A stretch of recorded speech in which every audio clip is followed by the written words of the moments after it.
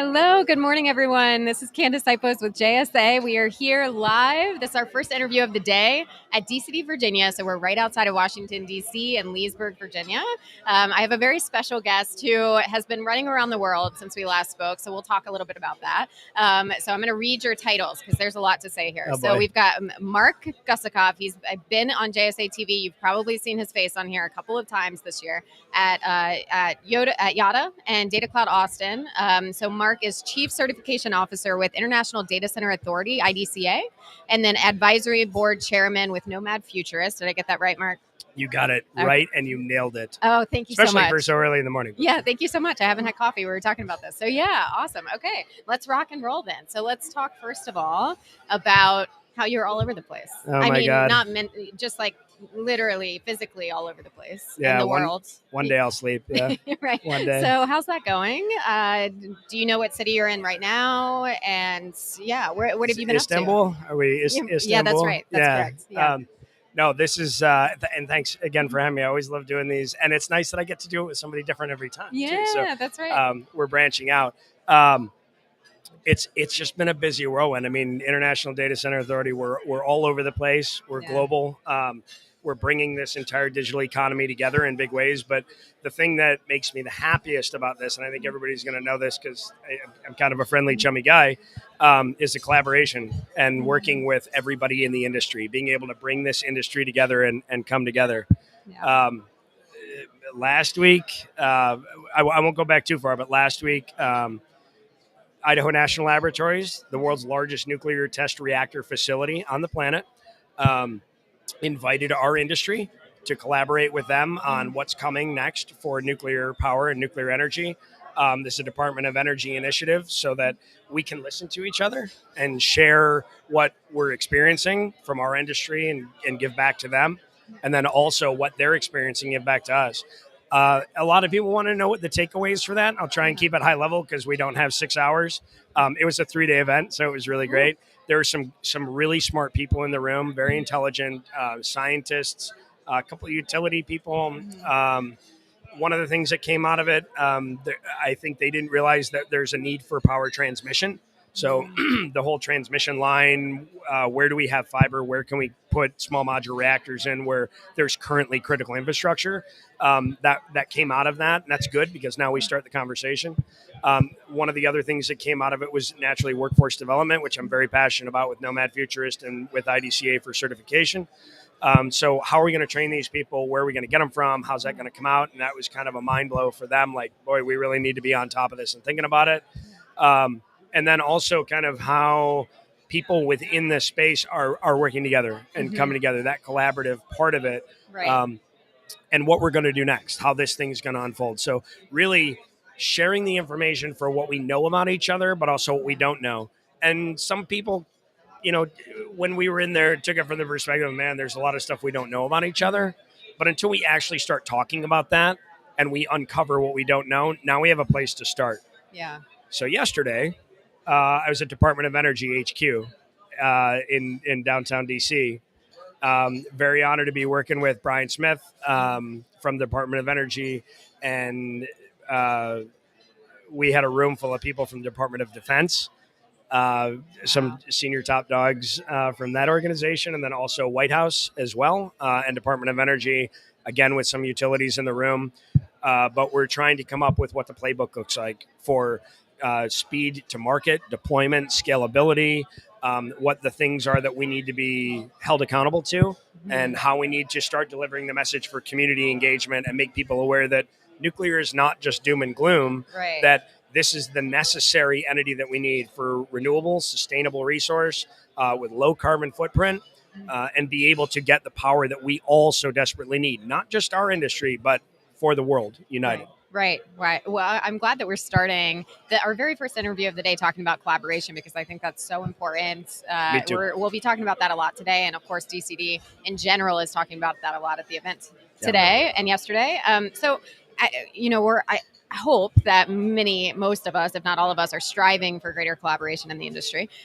So is there anything you want to say additional to what you just said about cross-company partnerships, mentorship programs, that kind of thing, to Oh, kind of bring wow. the industry together? Yeah, you said the M word, right? So I always like to mentor people coming in the industry, but it's one of the things that we need to be doing a whole lot more of. So with the need for 300,000, engineering type people coming into the industry with the advent of AI and this growth spurt that we're about to have, it's critical for us to be focusing on emerging talent and Yeah. what we're doing to bring people in. I also want to make sure that we don't overlook community engagement and community awareness, that Right. we're delivering the right message the Right. right way, that we're breaking down some of the stereotypes that we have in the industry, false media perception that we're energy hogs or that we're water hungry. It's not the case. I mean, yes, there's a use case for what we do, and that does come at a price, Right. but we are responsible. I mean, we are a very responsible industry when it comes down to how we're held accountable and what we're doing. I mean, Green Data book, I'll give a shameless plug. I mean, there's a lot of this information contained in here that it highlights what we're doing and how we're being, socially responsible and Yeah. focused on an ESG solution, where we're looking at environment and we're looking at the social impact and then the governance component of that as well. Right. From the mentorship component, shameless plug, Nomad Futurist in collaboration with iMasons today. iMasons is hosting JROTC students. They were just over here getting breakfast a moment ago. Always when you see people who don't look like us in the industry, who may be a little younger, maybe a different demographic, it's always important to go up and grab them and say hi and say, hey, thank you for being here. We really appreciate you being in this industry. And they'll remember that. It's important that you welcome people coming into this space, because that next generation that's coming, we're so far behind the curve. We should have been doing this with people who were in third grade and fourth grade 10 years ago, so that we were ready to bring them into the industry. And now we're trying to focus on people who are of high school age or college age, so that we can bring them in and show them this is a great place to be. It's so much fun. I mean, people get to meet, me and you, Candace, and we're a good time. Yeah, I mean, we generally have a good time at these events. Yeah, and shameless plug. You gave a shameless plug to Greener Data. I'll give one to I Am Women's lunch yesterday that I went to. I love going to that event. It's always like right in the beginning of a DCD event, and it's a great way to launch. And we talked about exactly what you were just saying, how important the DEI initiatives are, and getting folks into the industry and making sure that people are aware at a very young age that this industry exists. Not only that, but it's incredible and it's full of amazing people. And, it's an exciting, dynamic industry to be a part of. Absolutely. Like many of us, like me, just kind of happened into it. But, it's good to be more intentional about,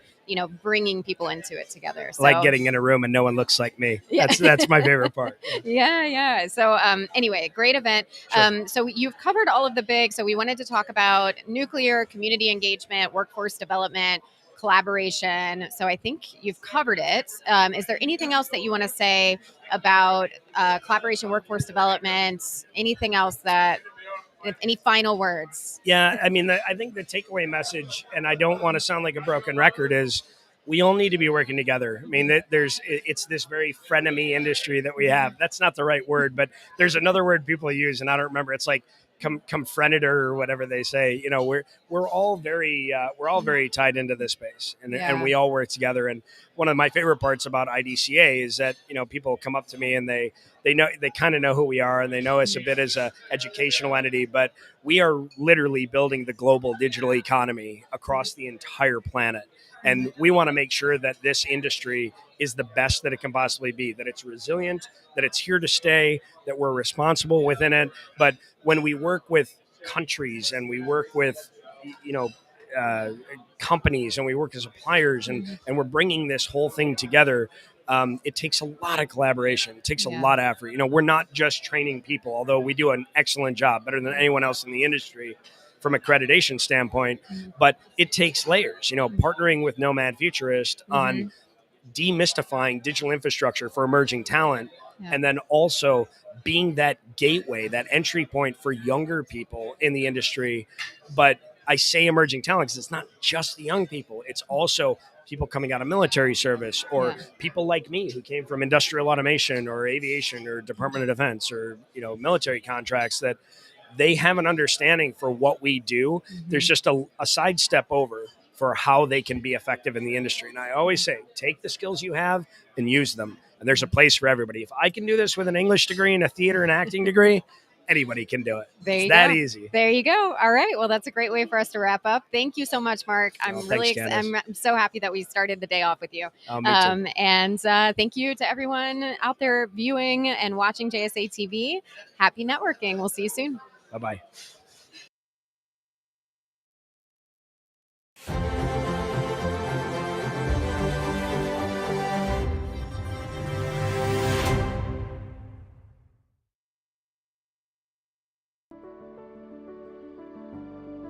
My name is Christopher Dean Jackson. I was an E6 nuclear machinist mate in the United States Navy. Did 20 years, both blended active duty service and in the reserves. Hey everyone, I'm Jonathan LaPolice, CE2, United States Navy Seabees.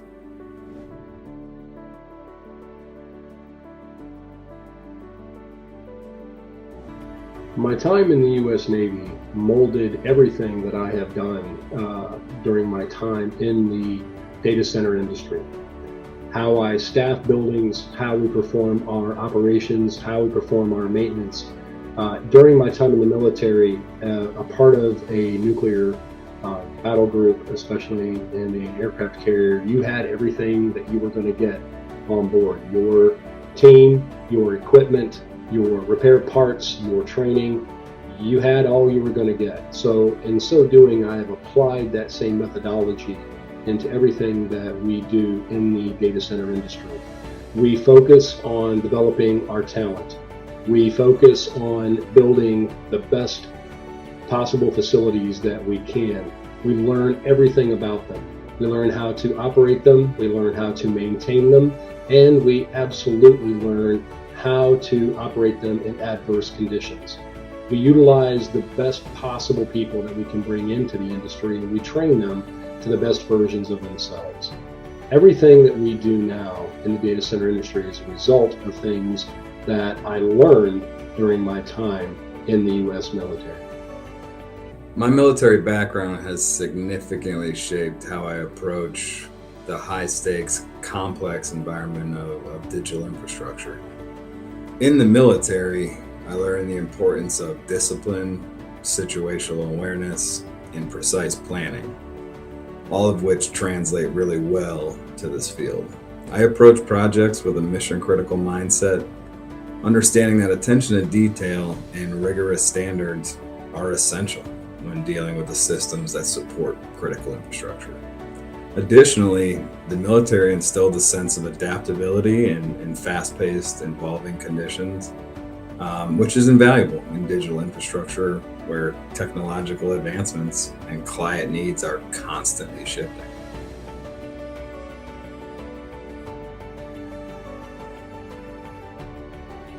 The digital infrastructure community is changing in ways that no one could have ever foreseen.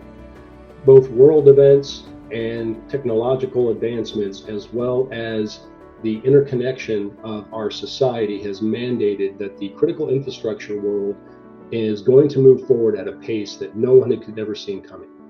The increased demand in the AI development and AI community is also having an impact in this world as well.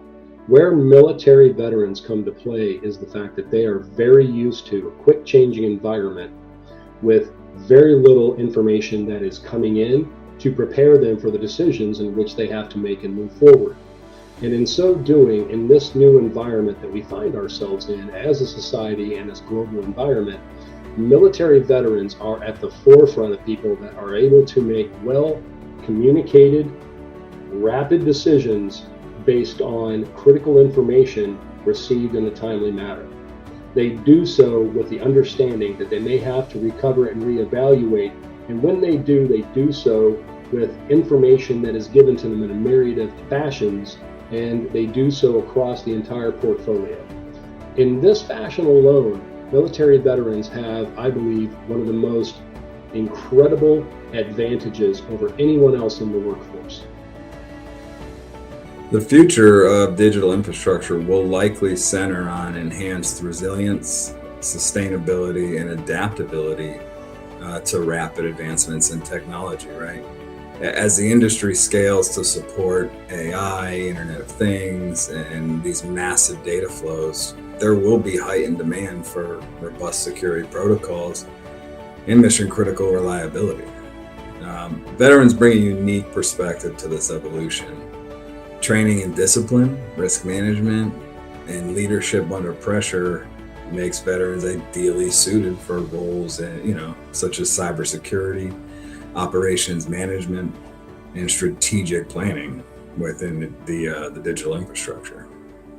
I firmly believe, veterans can be an integral part in shaping a resilient, secure infrastructure that adapts to the global demands as we see them, not only because of their technical skills, but also because of the commitment to safeguarding systems that serve the broader public.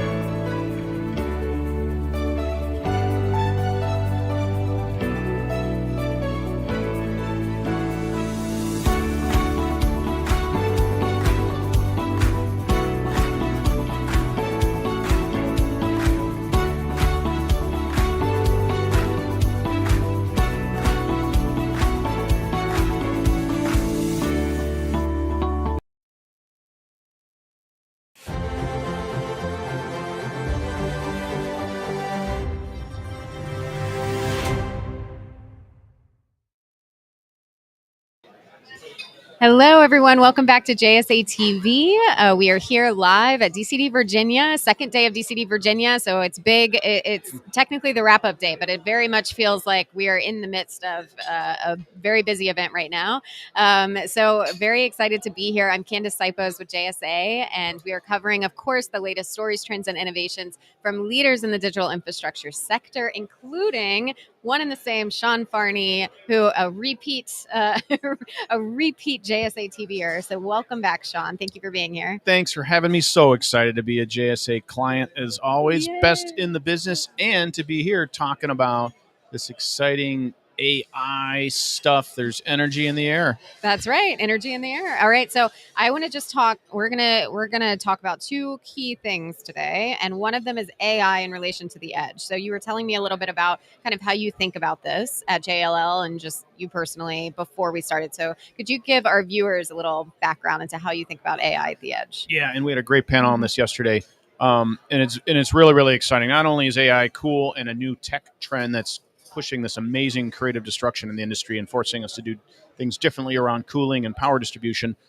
but there's a new real estate perspective, real estate model, and of course, the JLL guy wants to talk about real estate. But the edge may actually be here after saying this for 10 years because of this tech force, which is AI. Specifically, the movement from AI learning, which is where we are right now. A lot of the hyperscalers are doing this into AI inference, which has some technical requirements to be in low latency environments, close to your consumers, and in smaller facilities, because no one's going to build a 100 megawatt AI inference data center. It's too expensive and it's too hot, with some exceptions maybe at the hyperscale layer. But corporate enterprises and other companies know now from the board level they need to have AI in their value prop. They need to do inference to gain all these insights from all this training they've been doing. And they have to build these facilities and run them close to their enterprise headquarters, close to their customers, and close to their use scenarios. So this supports a resurgence of the edge and becomes much more of a real estate play, because edge in smaller size, distributed, close to users, means smaller footprint data centers all over the place. And there happens to be a little bit of real estate laying around in the U.S. alone. It's 30 billion square feet of industrial, commercial, retail assets, which perhaps are underutilized. And these actually make great places to deploy modular AI inference products. There's a whole host of folks, including many of your clients, who are making AI in a box, containerized and modular solutions, which will very easily deploy into existing real estate, connect, ping power pipe, and away you go. So this is a very exciting paradigm shift, not only in the technology, that's what's driving it, but the way we deploy in the real estate. Yeah. So this leads us into the second major point that we want to talk about today, the sustainability angle of all of this from a real estate perspective. So adaptive reuse, which is what you talk about in Greener Data. Check that out, greenerdata.net. If you haven't, Sean has been an amazing supporter of Greener Data and has some incredible insights in both of the books. So could you just give folks a little bit of a synopsis of what you've talked about in Greener Data in reference to adaptive reuse? Sure, and another sustainability plug. Not only does AI support sustainability by moving towards liquid cooling, which can reduce your carbon impact by up to 40% in a data center environment, it's perfect for this adaptive reuse. And that's, again, what there's a whole wonderfully exciting chapter about here in the second volume about adaptive reuse. And adaptive reuse is really how the internet was built. The first round, the internet carrier hotels, built in places like 350 Cermak and One Worldshare and QTS, building in a Sears warehouse in Atlanta. The list is very, very long. So we're good at doing this. And now, as we need smaller footprint facilities with existing power, but 1 meg, 2 meg, 3 megs, not these mega data centers, there is an ability and an opportunity now to reuse commercial real estate assets, industrial, retail, so on and so forth, in far-flung places, to keep AI close to their users and be more sustainable, because we're reusing a building. And there's also another consideration for enterprises as co-location vacancy goes from 3% where it is today, according to JLL, to approaching 0% in the next few years, and rents go up. In the last year alone, 37% for leases under 2 megs.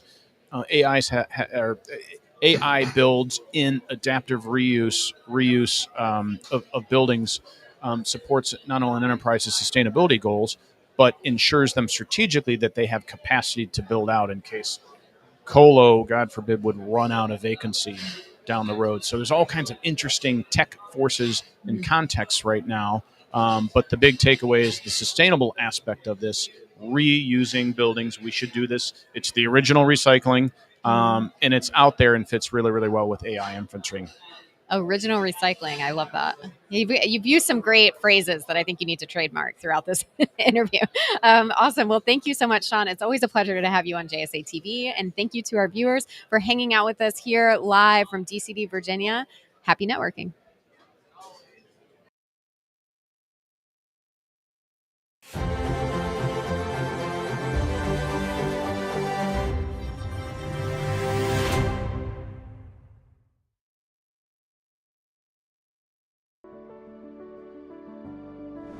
How you doing? Dan Enright, United States Army, rank of captain.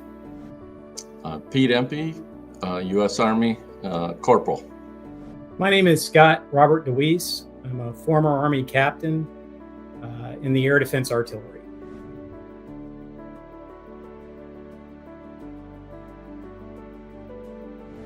My military experience has definitely influenced my career and my working in the telecom infrastructure industry, I would say through 4 major pillars: planning, execution, results production, and no excuses. So I would say everything I've done from a military standpoint, from academics at West Point to athletics at West Point to U.S. Army active duty, whether it's going to Ranger School, National Training Center, readiness evaluations, everything's always geared around, can you plan? Then can you execute? Can you deliver? Can you deliver the goods, i.e. the results? And then if you don't get it done, no excuses. So anything short of a go on a patrol in Ranger School and you're graded on planning execution there, a go, no go in your Ranger patrols. You either got it done or you didn't. National Training Center, same thing, after action review. Either got it done, you graded out, or you didn't. Athletics, you either got a plus or a minus on your grade sheet on individual plays that you did. West Point academics, you'd have your academic scores. If you took a test the following day, everyone would be listed on the outside of the professor's office with your grade. So you're with all your peers. It wasn't listed by your name, but you have your social security number and your grade. You knew exactly where you stood and were as far as ranking, how you performed against your colleagues, your peers. So really from a military standpoint, those things, planning, execution, results production, no excuses, those are really 4 things I've taken from the military, 4 pillars that I've taken throughout my 37-year civilian telecommunications career. I was a microwave communications specialist in the military, and it really gave me the foundation to work in the telecom industry, dealing with infrastructure. Certainly would not be here without the start in the military. Well, one thing that the military teaches its members is how to make decisions. And regardless of what area or arena that you get into, whether it be telecommunications or some other technical field, military folks bring a lot of leadership and the ability to make decisions to any organization that they join.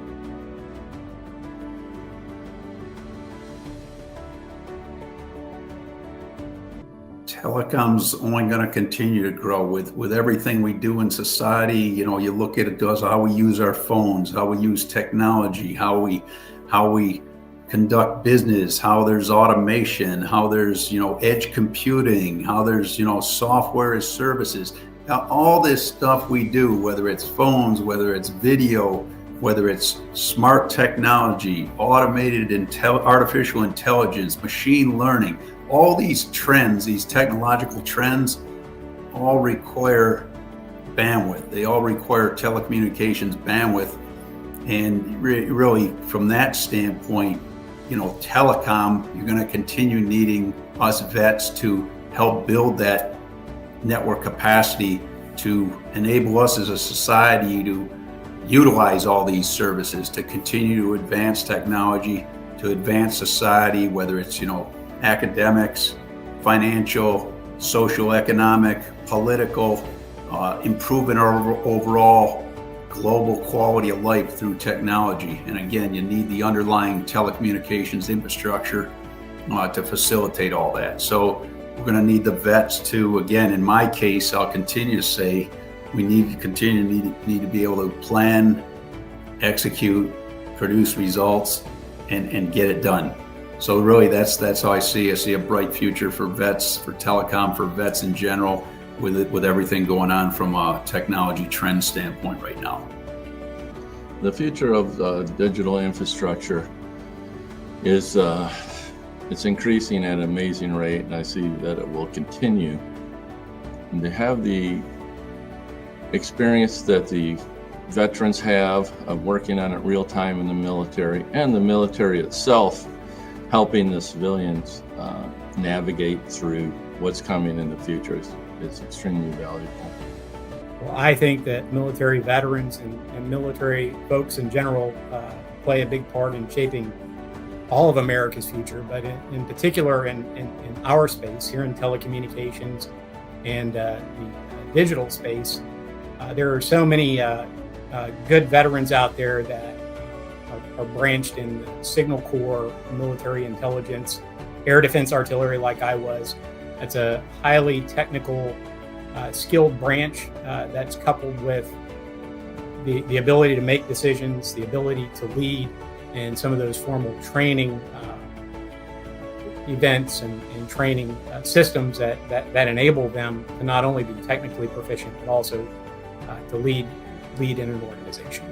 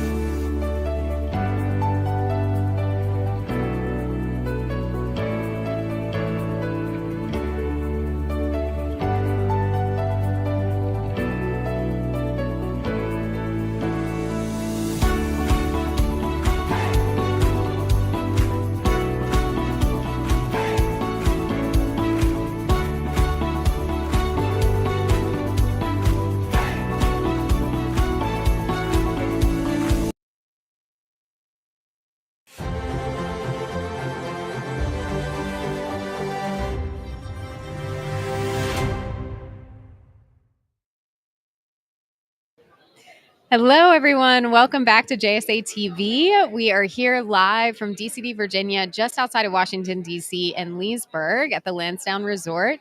Very excited to be here among, I believe, 1,800 data center professionals of all kind of corners of the industry. I'm Candace Sipos with JSA. We are, of course, talking stories, trends, and innovations with leaders in the digital infrastructure industry with you today. And so one of those leaders that I'm very happy to have on JSA TV today is Dr. Antif Ansar.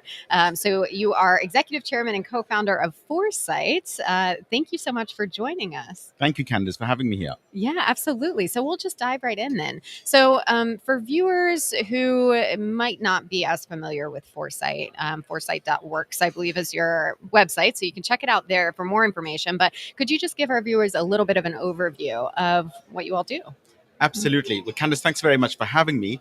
So schedule is king in a large construction project like building a data center.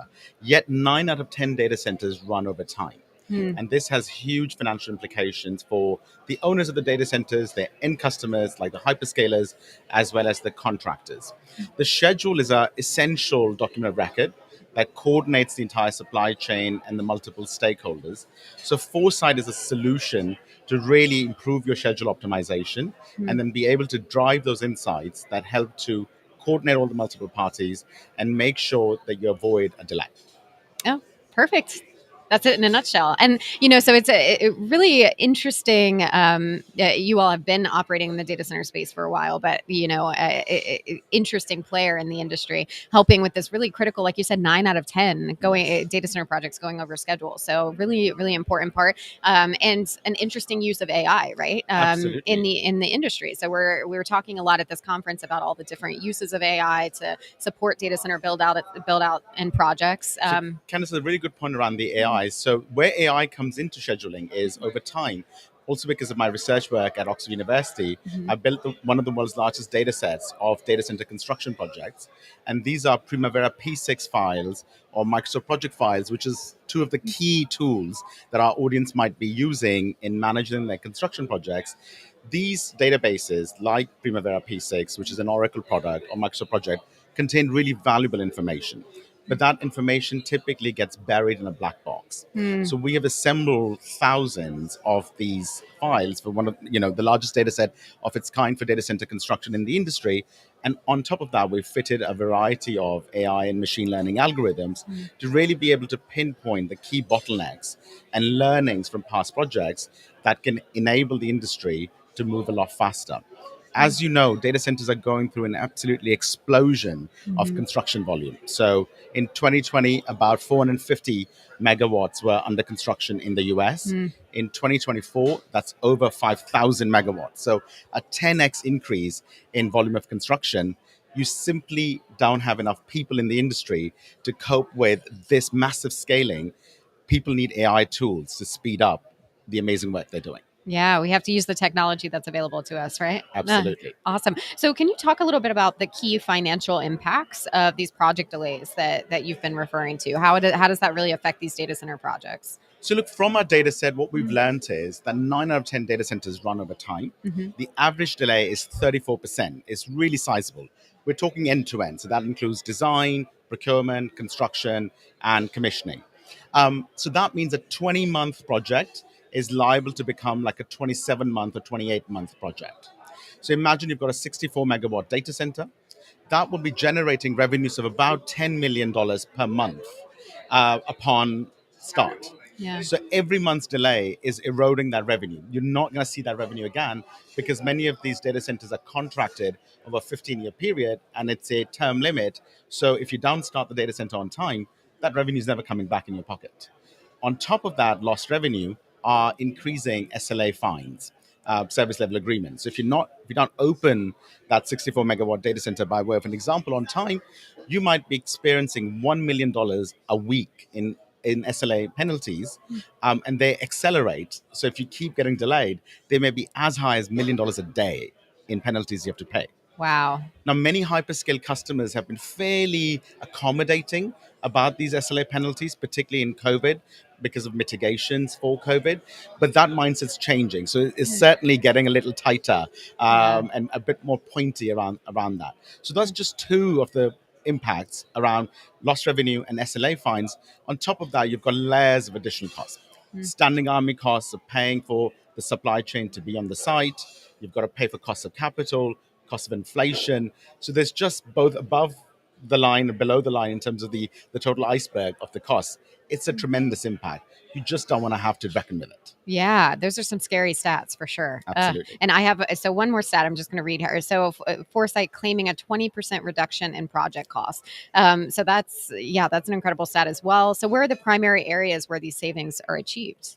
Absolutely. So imagine again a 20-month data center, 64 megawatts by way of an example, that becomes a 28-month data center. All those costs, by reversing the amount of time it takes, if we could bring it back to the 20 months or 22-month type horizon, you're able to reverse many of those costs, like SLA fines, like cost of capital, like your direct labor costs, because you're not paying for the standing army to be on the site, like cost of rental of your equipment, which will be sitting idle for longer periods of time. So we can reverse costs of this kind.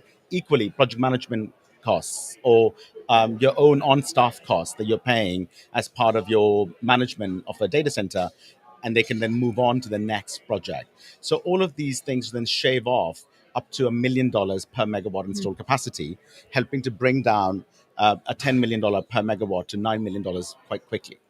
Incredible. That's really amazing. So if you are watching this live and you want to check out Foresight, they have a booth set up. You can go talk to the team right in the hallway outside of the exhibit hall.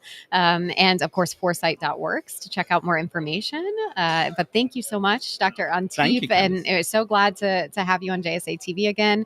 And thank you to our viewers who are hanging out with us here live from DCD, Virginia. Happy networking, everyone. Thank you. Thank you.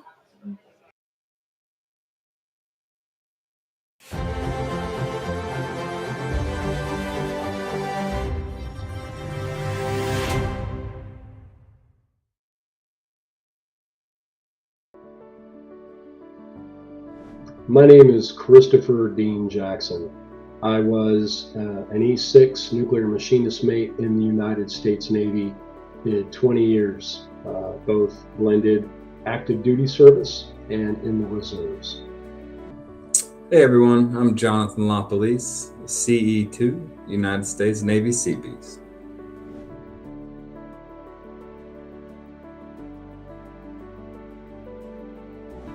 My time in the U.S. Navy molded everything that I have done during my time in the data center industry. How I staff buildings, how we perform our operations, how we perform our maintenance. During my time in the military, a part of a nuclear battle group, especially in an aircraft carrier, you had everything that you were going to get on board. Your team, your equipment, your repair parts, your training, you had all you were going to get. So in so doing, I have applied that same methodology into everything that we do in the data center industry. We focus on developing our talent. We focus on building the best possible facilities that we can. We learn everything about them. We learn how to operate them, we learn how to maintain them, and we absolutely learn how to operate them in adverse conditions. We utilize the best possible people that we can bring into the industry, and we train them to the best versions of themselves. Everything that we do now in the data center industry is a result of things that I learned during my time in the U.S. military. My military background has significantly shaped how I approach the high-stakes, complex environment of digital infrastructure. In the military, I learned the importance of discipline, situational awareness, and precise planning, all of which translate really well to this field. I approach projects with a mission-critical mindset, understanding that attention to detail and rigorous standards are essential when dealing with the systems that support critical infrastructure. Additionally, the military instilled a sense of adaptability in fast-paced, evolving conditions, which is invaluable in digital infrastructure where technological advancements and client needs are constantly shifting.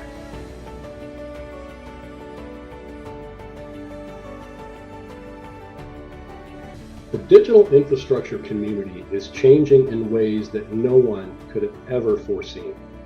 Both world events and technological advancements, as well as the interconnection of our society, has mandated that the critical infrastructure world is going to move forward at a pace that no one had ever seen coming. The increased demand in the AI development and AI community is also having an impact in this world as well. Where military veterans come to play is the fact that they are very used to a quick changing environment with very little information that is coming in to prepare them for the decisions in which they have to make and move forward. And in so doing, in this new environment that we find ourselves in as a society and as a global environment, military veterans are at the forefront of people that are able to make well communicated, rapid decisions based on critical information received in a timely manner. They do so with the understanding that they may have to recover and reevaluate, and when they do so with information that is given to them in a myriad of fashions, and they do so across the entire portfolio. In this fashion alone, military veterans have, I believe, one of the most incredible advantages over anyone else in the workforce. The future of digital infrastructure will likely center on enhanced resilience, sustainability, and adaptability to rapid advancements in technology, right? As the industry scales to support AI, Internet of Things, and these massive data flows, there will be heightened demand for robust security protocols and mission-critical reliability.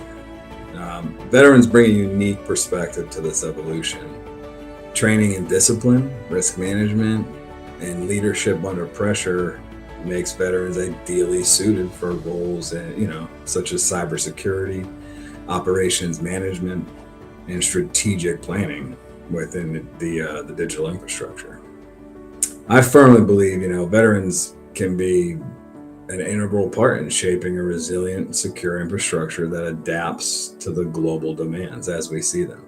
Not only because of their technical skills, but also because of the commitment to safeguarding systems that serve the broader public.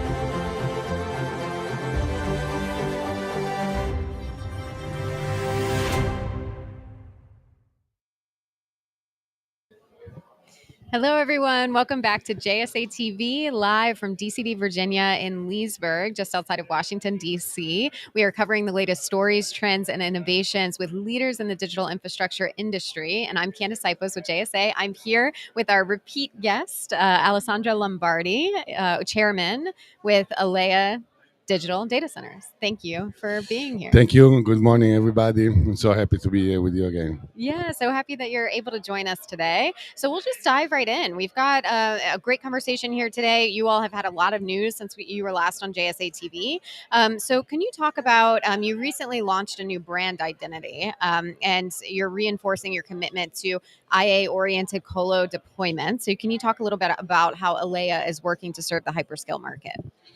Yes, we are data center ecosystem of 9 data centers in Latin America, based in Brazil. And our engineering team were able to quickly adopt our sites and the design of the new ones to the high density. So we're really looking forward to deploy very soon liquid to the chip, liquid cooling. And so the way of rebranding Elea Digital to Elea Data Centers was also a way to show our clients our razor-like focus on delivering the future of the data centers, which we see as smaller but much denser. Perfect. Excellent. And then also, you recently announced an exciting partnership with DKIX. So can you tell the viewers a little bit about that and how it's strengthening your position in South America? That's very important. The Brazilian Internet Exchange is the second larger in the world. The KIX is the larger in the world, the German Internet Exchange. And providing connectivity not only to the North America but also to Europe for our data centers is key, especially for our Rio de Janeiro and São Paulo sites. They are in the middle of the larger cable landing station hubs. So providing a European internet exchange like the KIX to Latin America will boost connectivity, decrease the digital divide. And so it's all about what we're doing, building the right digital infrastructure for the country.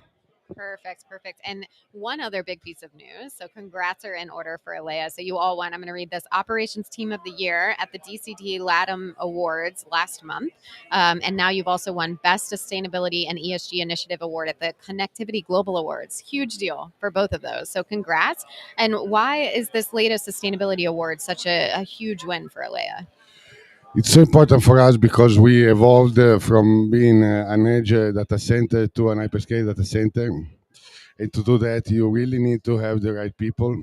So we have right now 350 people on operations, which is a lot to us, a lot of people, and being recognized as the world, not yet the world class, but the continental class leaders in operation is very important, and reassures not only our clients, but also our investors that we are in the right path of delivering excellence. Absolutely. Excellent. Well, thank you so much, Alessandro, from Alea Data Centers. Check out the new brand. Check out the award wins and the partnership with DKIX all on the website. And thank you so much for being here. Thank you to our viewers for hanging out with us here live from DCD, Virginia on JSA TV. Happy networking, everyone. Thank you so much. Thank you.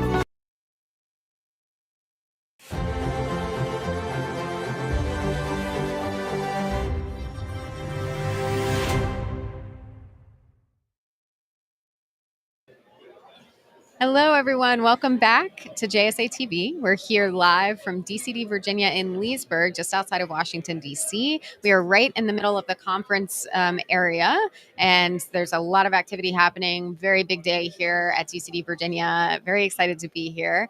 We are covering the latest stories, trends, and innovations in the digital infrastructure sector with leaders such as Keith Dunavant. You are, I'm going to read your title, VP of Offer Strategy and Portfolio Management with Munters. Thank you so much for joining us again, Keith.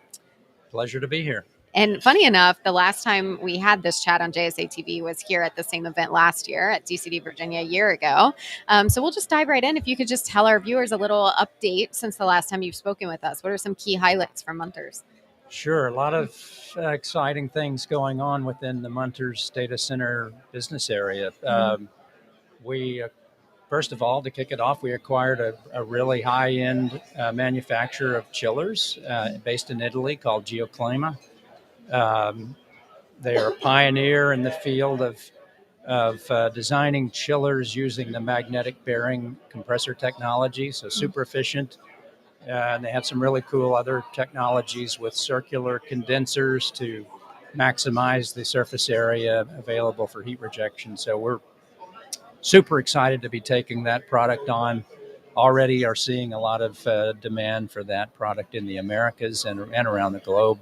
So that's the first thing of note. And then next, I'll say we have a new factory coming online in Cork, Ireland. And that's primarily to support the growing demand for data center cooling products in the European market and globally.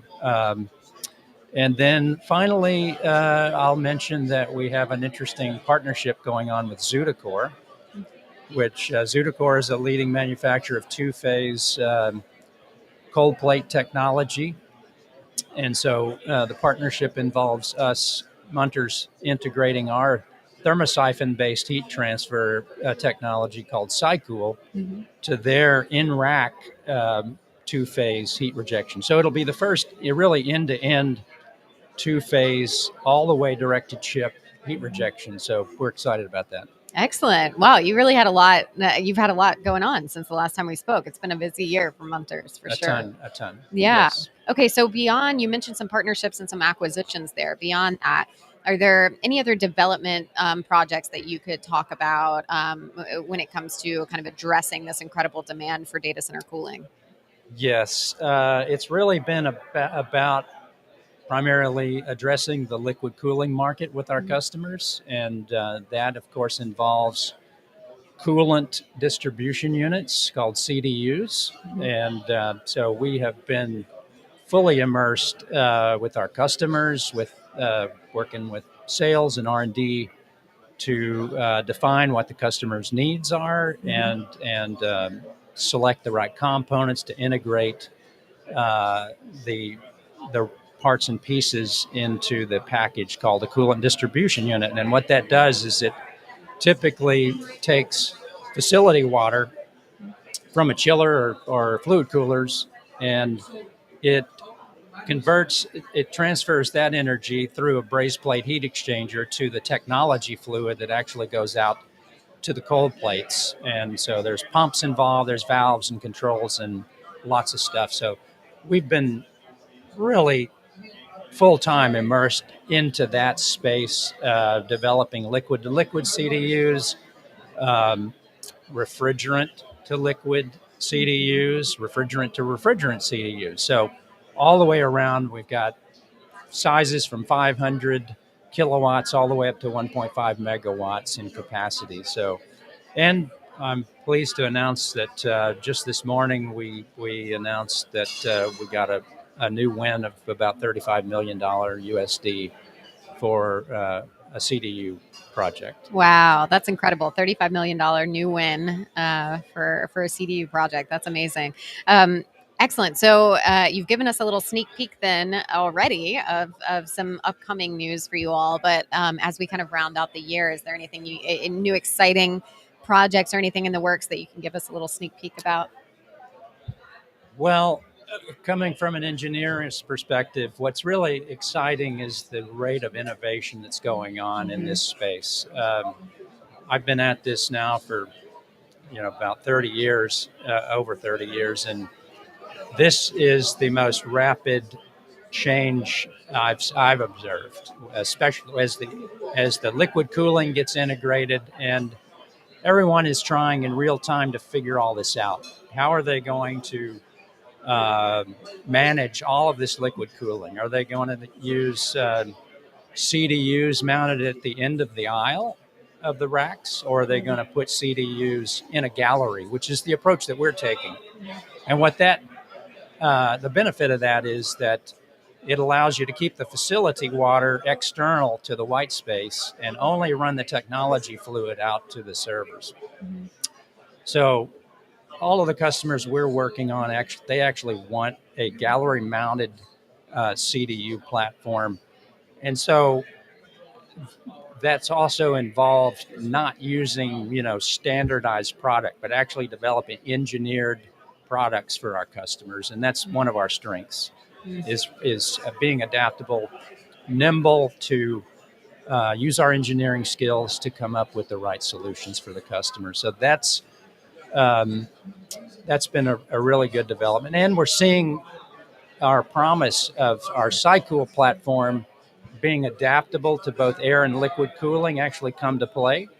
So we've sold a lot of our SyCool product designed and installed for air cooling, and now we've actually got some customers that are actually wanting to pivot to liquid cooling. And the benefit of our SyCool is that the condenser that was installed to reject the heat from air cooling is now being adaptable to be used to our what we call a liquid cooling evaporator, which is our version of a CDU.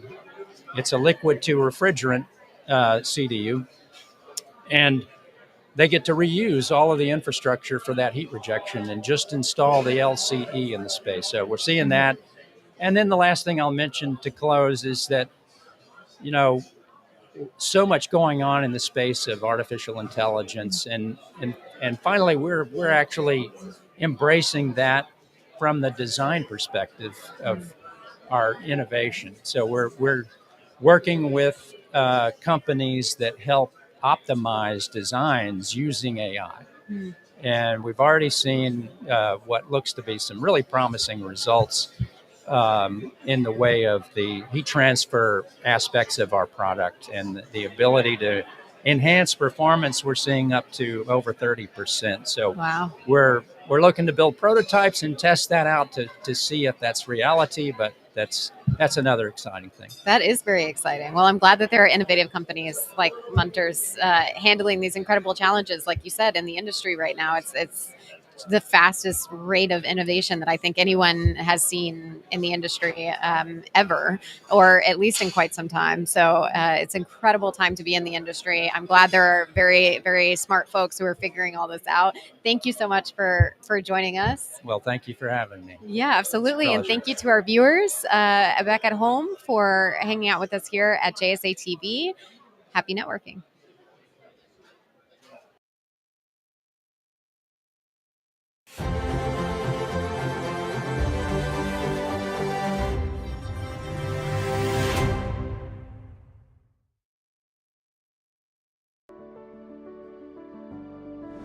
How you doing? Dan Enright, United States Army, rank of captain. Pete Empey, U.S. Army, corporal. My name is Scott Robert DeWeese. I'm a former Army captain in the Air Defense Artillery.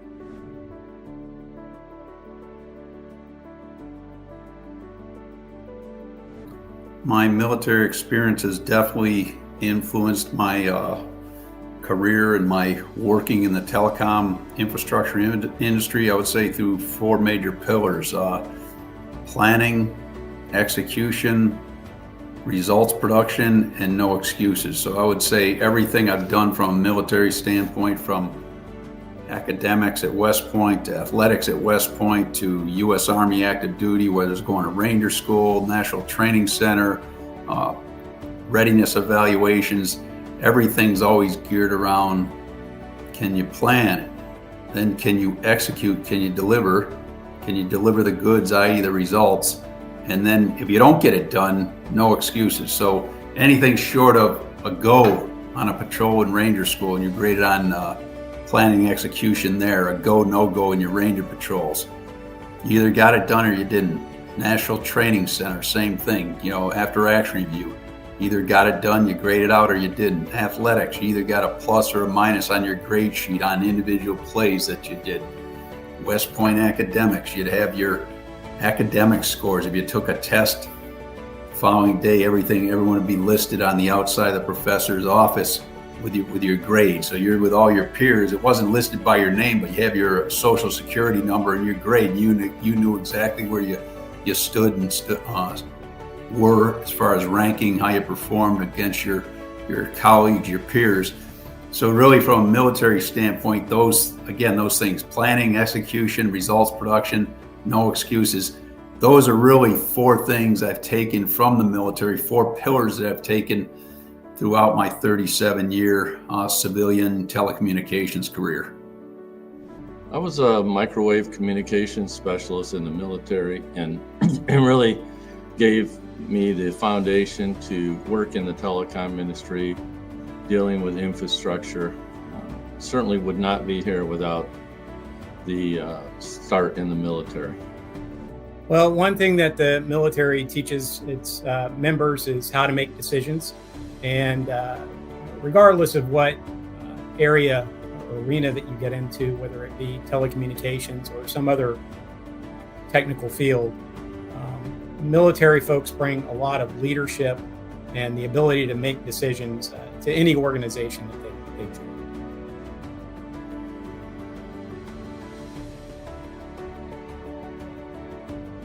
Telecom's only going to continue to grow with everything we do in society. You look at it, how we use our phones, how we use technology, how we conduct business, how there's automation, how there's edge computing, how there's software as services. Now, all this stuff we do, whether it's phones, whether it's video, whether it's smart technology, automated artificial intelligence, machine learning, all these trends, these technological trends, all require bandwidth. They all require telecommunications bandwidth. And really, from that standpoint, telecom, you're going to continue needing us vets to help build that network capacity to enable us as a society to utilize all these services, to continue to advance technology, to advance society, whether it's, academics, financial, social, economic, political, improving our overall global quality of life through technology. And again, you need the underlying telecommunications infrastructure to facilitate all that. So we're going to need the vets to, again, in my case, I'll continue to say, we need to be able to plan, execute, produce results, and get it done. So really, that's how I see a bright future for vets, for telecom, for vets in general, with everything going on from a technology trend standpoint right now. The future of digital infrastructure is it's increasing at an amazing rate, and I see that it will continue. And to have the experience that the veterans have of working on it real time in the military, and the military itself helping the civilians navigate through what's coming in the future is extremely valuable. Well, I think that military veterans and military folks in general play a big part in shaping all of America's future, but in particular in our space here in telecommunications and the digital space.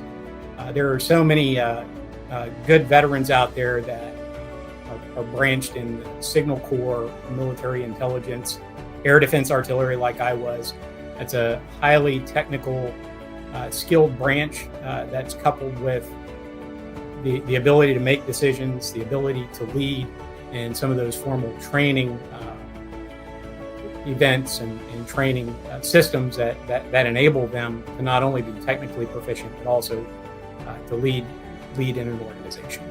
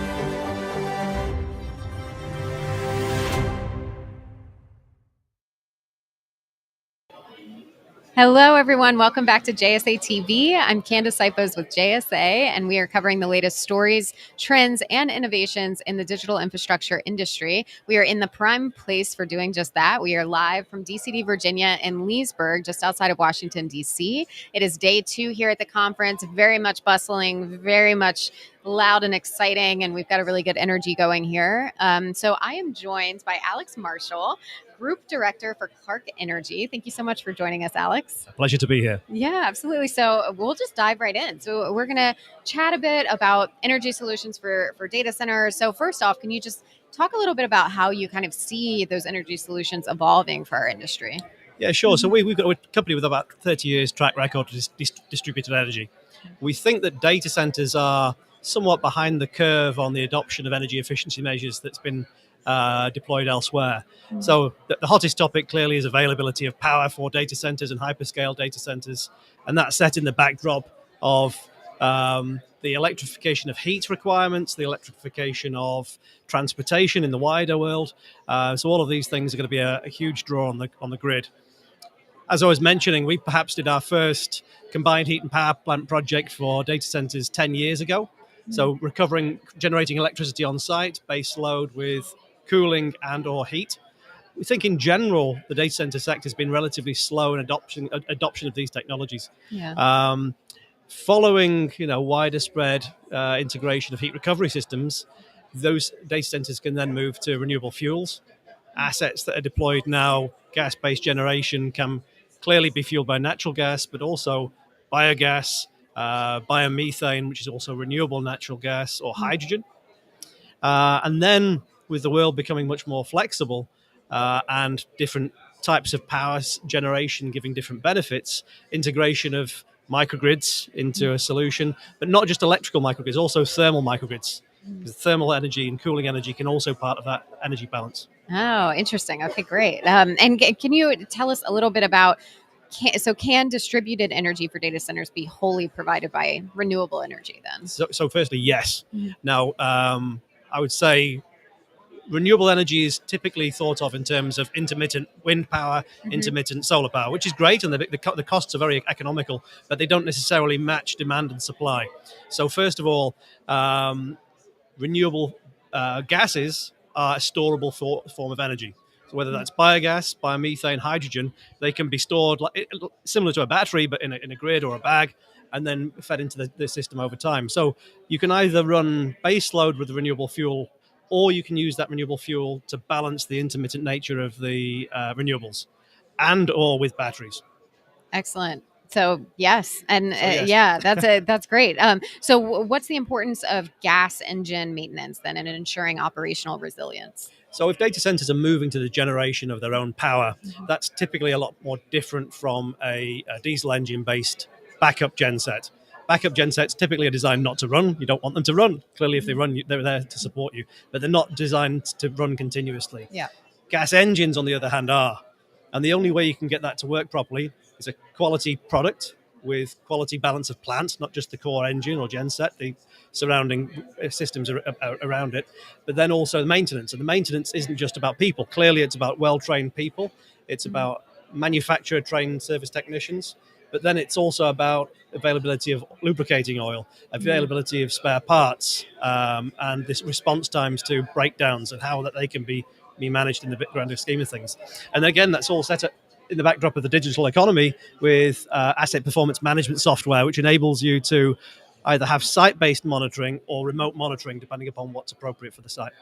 Perfect. Well, thank you so much for the insights there, for outlining that for us. That's a really good overview, and folks can go to your website for more information. If you want to, do you want to give that website or any other place maybe they can find you on LinkedIn? Certainly, look for me on LinkedIn or our website, which is www.clark-energy.com, and that's Clark with an E. Perfect. Well, thank you so much for joining us, and thank you, viewers, for hanging out with us here live from DCD, Virginia on JSA TV. Happy networking. Thank you.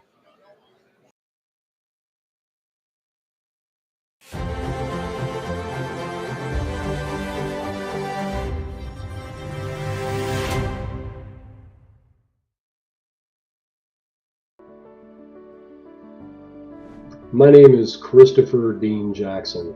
I was an E6 nuclear machinist mate in the United States Navy. Did 20 years, both blended active duty service and in the reserves. Hey everyone, I'm Jonathan LaPolice, CE2, United States Navy Seabees.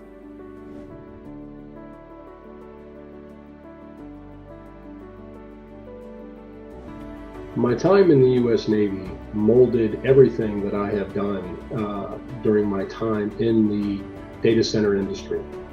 How I staff buildings, how we perform our operations, how we perform our maintenance. During my time in the military, a part of a nuclear battle group, especially in an aircraft carrier, you had everything that you were going to get on board. Your team, your equipment, your repair parts, your training, you had all you were going to get. So in so doing, I have applied that same methodology into everything that we do in the data center industry. We focus on developing our talent. We focus on building the best possible facilities that we can. We learn everything about them.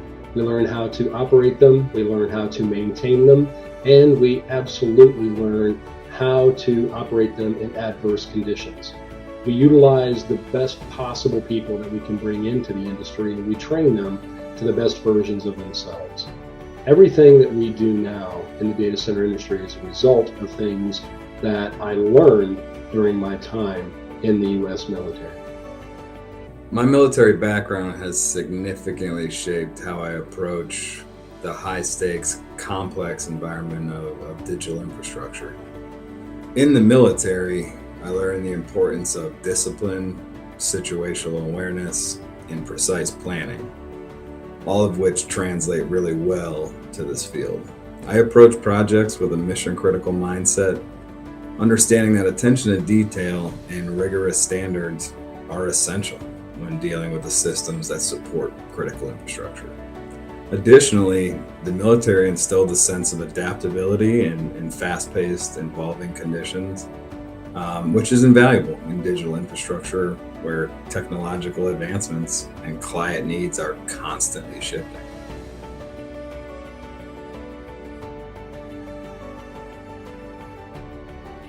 The digital infrastructure community is changing in ways that no one could have ever foreseen. Both world events and technological advancements, as well as the interconnection of our society, has mandated that the critical infrastructure world is going to move forward at a pace that no one had ever seen coming. The increased demand in the AI development and AI community is also having an impact in this world as well. Where military veterans come to play is the fact that they are very used to a quick changing environment with very little information that is coming in to prepare them for the decisions in which they have to make and move forward. And in so doing, in this new environment that we find ourselves in as a society and as a global environment, military veterans are at the forefront of people that are able to make well communicated, rapid decisions based on critical information received in a timely manner. They do so with the understanding that they may have to recover and reevaluate, and when they do so with information that is given to them in a myriad of fashions, and they do so across the entire portfolio. In this fashion alone, military veterans have, I believe, one of the most incredible advantages over anyone else in the workforce. The future of digital infrastructure will likely center on enhanced resilience, sustainability, and adaptability to rapid advancements in technology, right? As the industry scales to support AI, Internet of Things, and these massive data flows, there will be heightened demand for robust security protocols and mission-critical reliability. Veterans bring a unique perspective to this evolution. Training in discipline, risk management, and leadership under pressure makes veterans ideally suited for roles, such as cybersecurity, operations management, and strategic planning within the digital infrastructure. I firmly believe, veterans can be an integral part in shaping a resilient, secure infrastructure that adapts to the global demands as we see them. Not only because of their technical skills, but also because of the commitment to safeguarding systems that serve the broader public.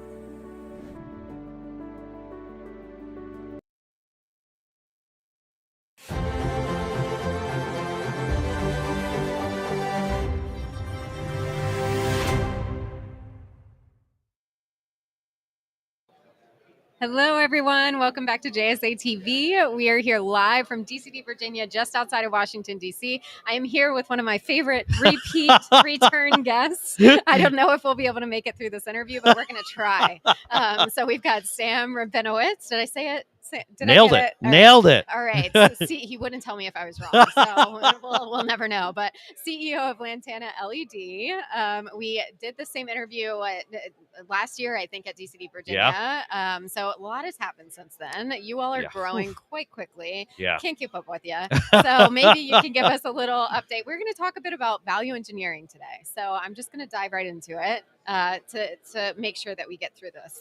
We're here. We're going to make it through. Okay. So a new topic you've addressed recently is value engineering. So can you just first of all lay that down a little bit? What is it? Sure. Explain it a little bit for our audience. Sure. Value engineering, as many of you know, but for those of you who don't and need a refresher, value engineering is the natural and sometimes frequent process of examining a design, the best intentions of a design, and then identifying where there can be, where cost can be taken out of that design. So we're looking at the overall intent, making sure that quality stays the same, but then also examining how can we deliver this in a more cost-effective basis. Perfect. All right. You know how to give a very succinct. I like that. So, okay. So why isn't value engineering valuable when it comes to data center lighting? Where's that value? Yeah, I think that there are a lot of misconceptions, and I want to state right off the bat that there are obvious good intentions here. It's important for anybody along the construction value chain to try and deliver, or a design value chain as well, to try and deliver owners' desires as efficiently as possible. However, there are some unintended consequences when it comes to lighting, certainly, which is frequently a topic of value engineering, surprisingly, because generally it's left to contractors to decide how to deliver these projects and how to deliver a certain lumen output and a certain light level that are required by code, that are required by engineers, and that are also required by design standards within a data center owner's footprint in the data center itself. But those decisions are frequently offset or kind of off given to contractors to actually decide, and it's not contractors' fault. This is not they're doing the best for their clients as well. However, there are some unintended consequences of using a less efficient fixture or a less costly fixture sometimes to try and deliver that same lumen output. And frequently what that results in is a contractor looking at this and saying, hey, we're going to give you a lower upfront cost, but then not thinking about the total cost of ownership to the actual owner itself. So what was, say, the same lumen output from one fixture, say, of a high quality fixture versus a lower quality fixture, that lower quality fixture actually uses more power to deliver that same lumen output, that same lumen level. And what does that look like across the data center? Because we're talking about light fixtures here, Ben.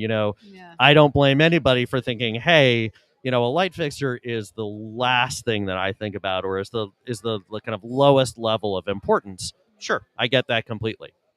But let me put it into perspective, which is the following: that let's say a single light fixture, and we've done some analyses here for customers of ours, a single light fixture, one of our fixtures could potentially have a 3.6 to 5 watt single watt difference. We're not talking kilowatts yet, but we'll get there. 3.6 to 5 watt difference. Okay, so that's one fixture, but then there's the snowball effect. So let's call it an average 200,000 square foot data center, a 40 megawatt data center, a 36 to 40 megawatt data center that can have as many as 3,000 fixtures in it. So now let's start talking about that 5-watt difference again, and suddenly we're talking about 15 kilowatts of power right up front. Now let's look at that across the total power consumption of a year's worth of power and energy in a data center. And suddenly we're thinking about, 6, 8, 16 megawatt hours of energy that is spent on extra on lighting because of this value engineering that was done up front, not thinking about the total cost of ownership, not thinking about sustainability, just thinking about upfront cost, and not examining really what happens at the end of this for the owner when they have to pay the lighting bill, when they have to look at their PUE and say, wow, why is lighting a disproportionately large part of this? Right. Yeah, that's a really, thank you for explaining that so well. Yeah, very important actually. When you put it into numbers like that, to look at the data center lighting from the onset, right? Yeah. Okay, perfect. So what do you think data center operators should prioritize when it comes to thinking about their lighting? As opposed to value engineering, we really recommend prioritizing value of product as well as quality of product. Ensuring that it's not just, a light fixture that can do the job. It's a light fixture that will actually help your bottom line when it comes to sustainability initiatives, when it comes to energy consumption in the data center itself.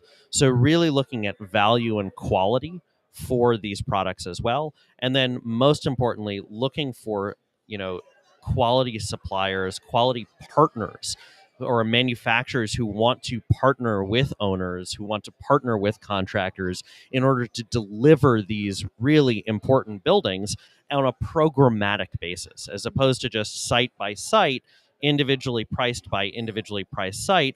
What we do here at Lantana 2 is we take a look at the entire country and say, okay, we can guarantee you pricing across all of these different regions here on this contractual basis. And we can do so while maintaining quality. We can do so while maintaining lead times, because that's another really important one. Why on earth should an owner really worry about lead times for lighting? Sure, that's an easy thing to say, except that it is part of your certificate of occupancy when it comes down to it. It is part of your ability to hand over that space to your client as an owner. If they're leasing it out, they need to have lighting in there in order to deliver it to their clients to generate revenue. So those are some of the main things that we recommend owners to really think about. Quality, type of contractual relationship with manufacturers, and then most importantly, type of supplier relationship when you're looking at lighting for data centers themselves. Awesome. Well, thank you so much. It's always a pleasure having you on JSA TV. Thanks for joining us again. And thank you to our viewers back at home for hanging out with us here live from DCD, Virginia. Sam from Lantana LED. I'm Candace Sipos signing out. Well, not really. We have a few more interviews, so hang out with us. And happy networking, everyone. Talk soon.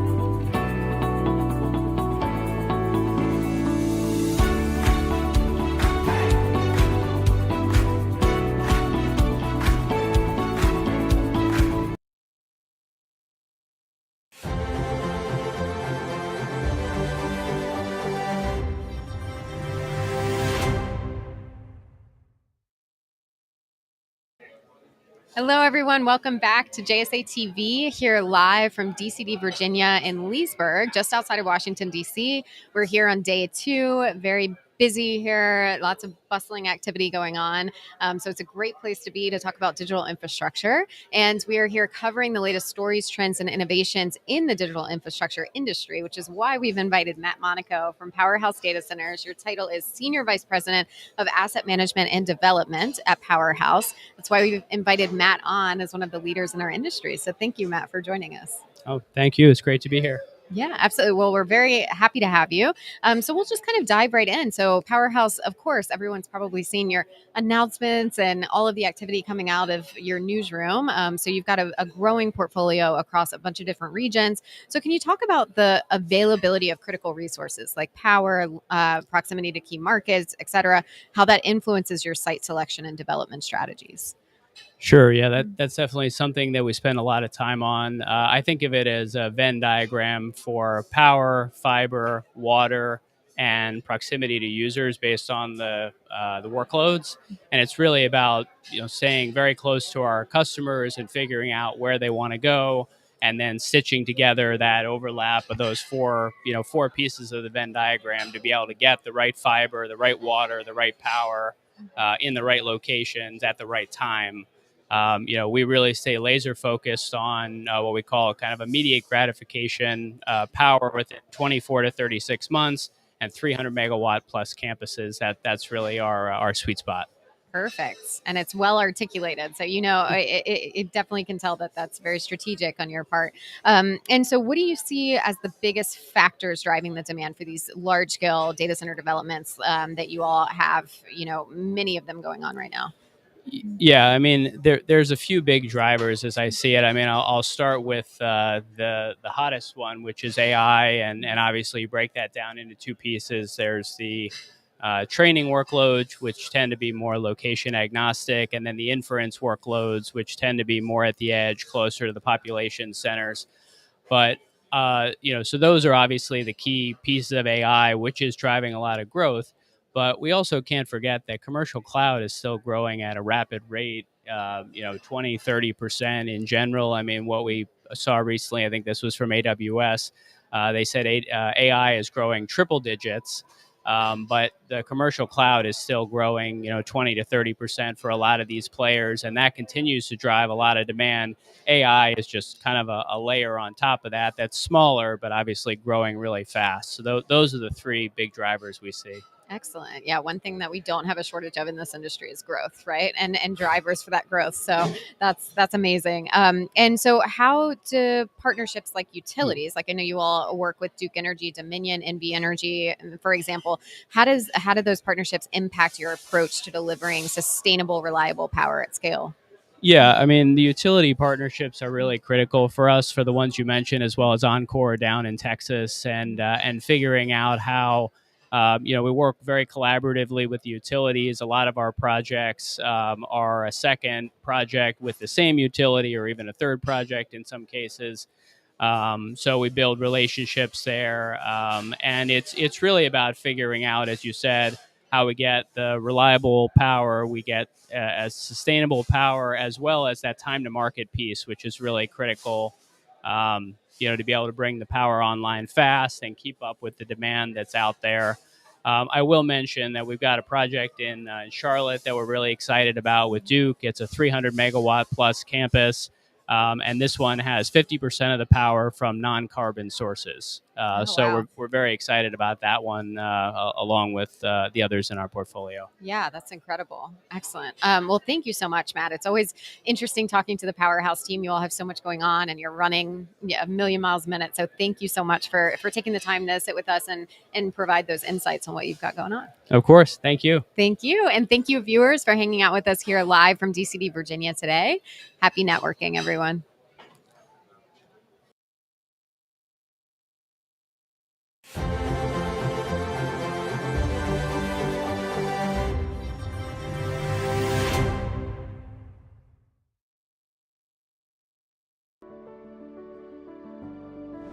How you doing? Dan Enright, United States Army, rank of captain. Pete Empey, U.S. Army, corporal. My name is Scott Robert DeWeese. I'm a former Army captain in the Air Defense Artillery.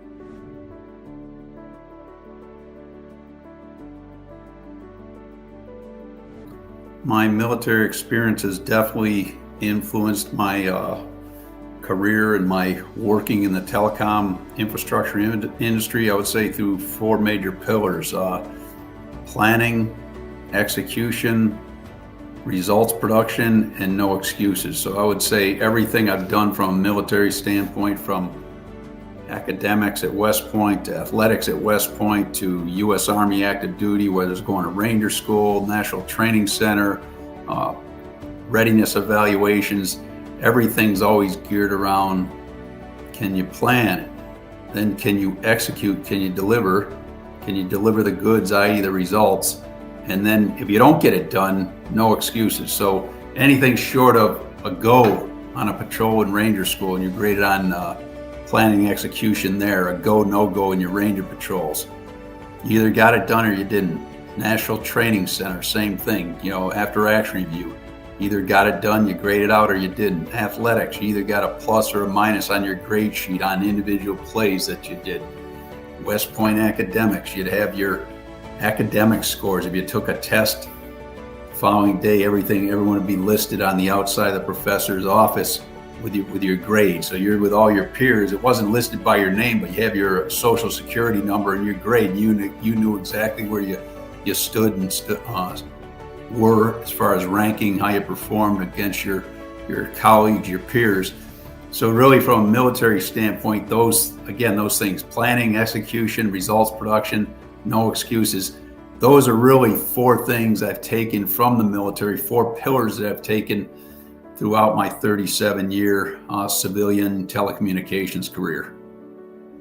I was a microwave communications specialist in the military, and it really gave me the foundation to work in the telecom industry, dealing with infrastructure. Certainly would not be here without the start in the military. Well, one thing that the military teaches its members is how to make decisions.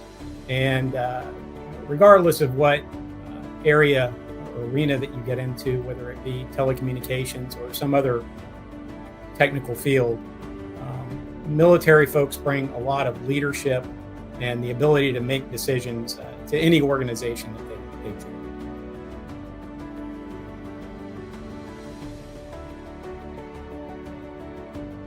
Telecom's only going to continue to grow with everything we do in society. You look at it, how we use our phones, how we use technology, how we conduct business, how there's automation, how there's edge computing, how there's software as services.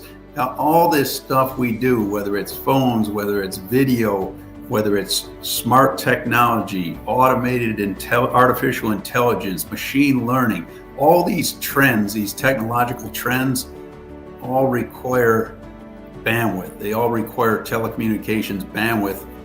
And really, from that standpoint, telecom, you're going to continue needing us vets to help build that network capacity to enable us as a society to utilize all these services, to continue to advance technology, to advance society, whether it's, academics, financial, social, economic, political, improving our overall global quality of life through technology. And again, you need the underlying telecommunications infrastructure to facilitate all that. So we're going to need the vets to, again, in my case, I'll continue to say, we need to be able to plan, execute, produce results, and get it done.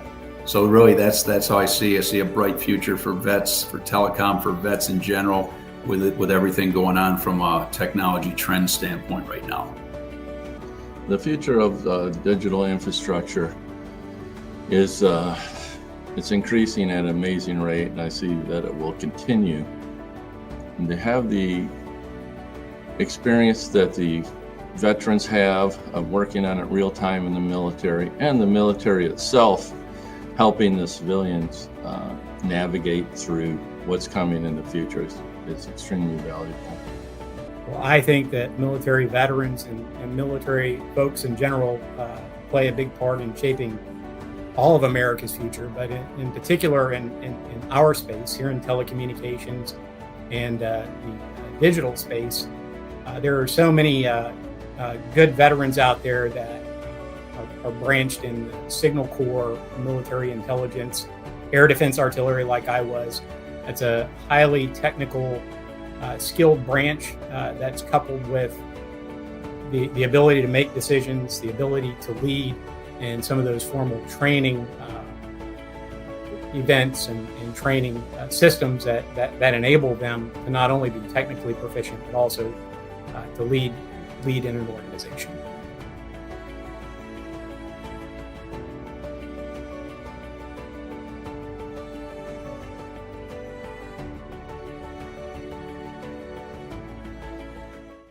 For data centers, we have to go to that too.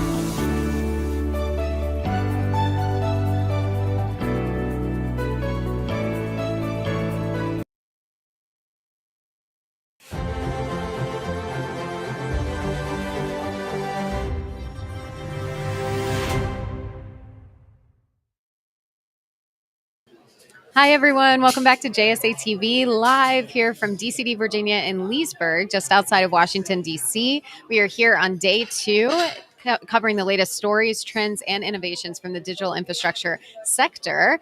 So we are joined today on JSA TV by leaders such as Andrew Roof, Sales Director from Janitza, a repeat customer here at JSA TV, a repeat guest. So thank you so much for joining us again, Andrew. Oh, always a pleasure to be on JSA TV, as always. Yeah. Thank you, Candace. Absolutely. So we'll just jump right in, talk a little bit about some conversations that you've been having the past couple of days. So I know you just gave a talk on power quality effectiveness, like data-focused efficiency when it comes to data centers. So can you just give the audience a little briefer on that conversation? Yeah, so it's a relatively new concept that we've been kind of promoting from the Janitza standpoint. So Janitza is a power quality focused organization. And one thing that we want our customers to utilize is the data that is being generated from our equipment out there. So we monitor the power within a data center facility, within facilities in general, really. And the data that's being generated is quite critical information for the operations of a facility.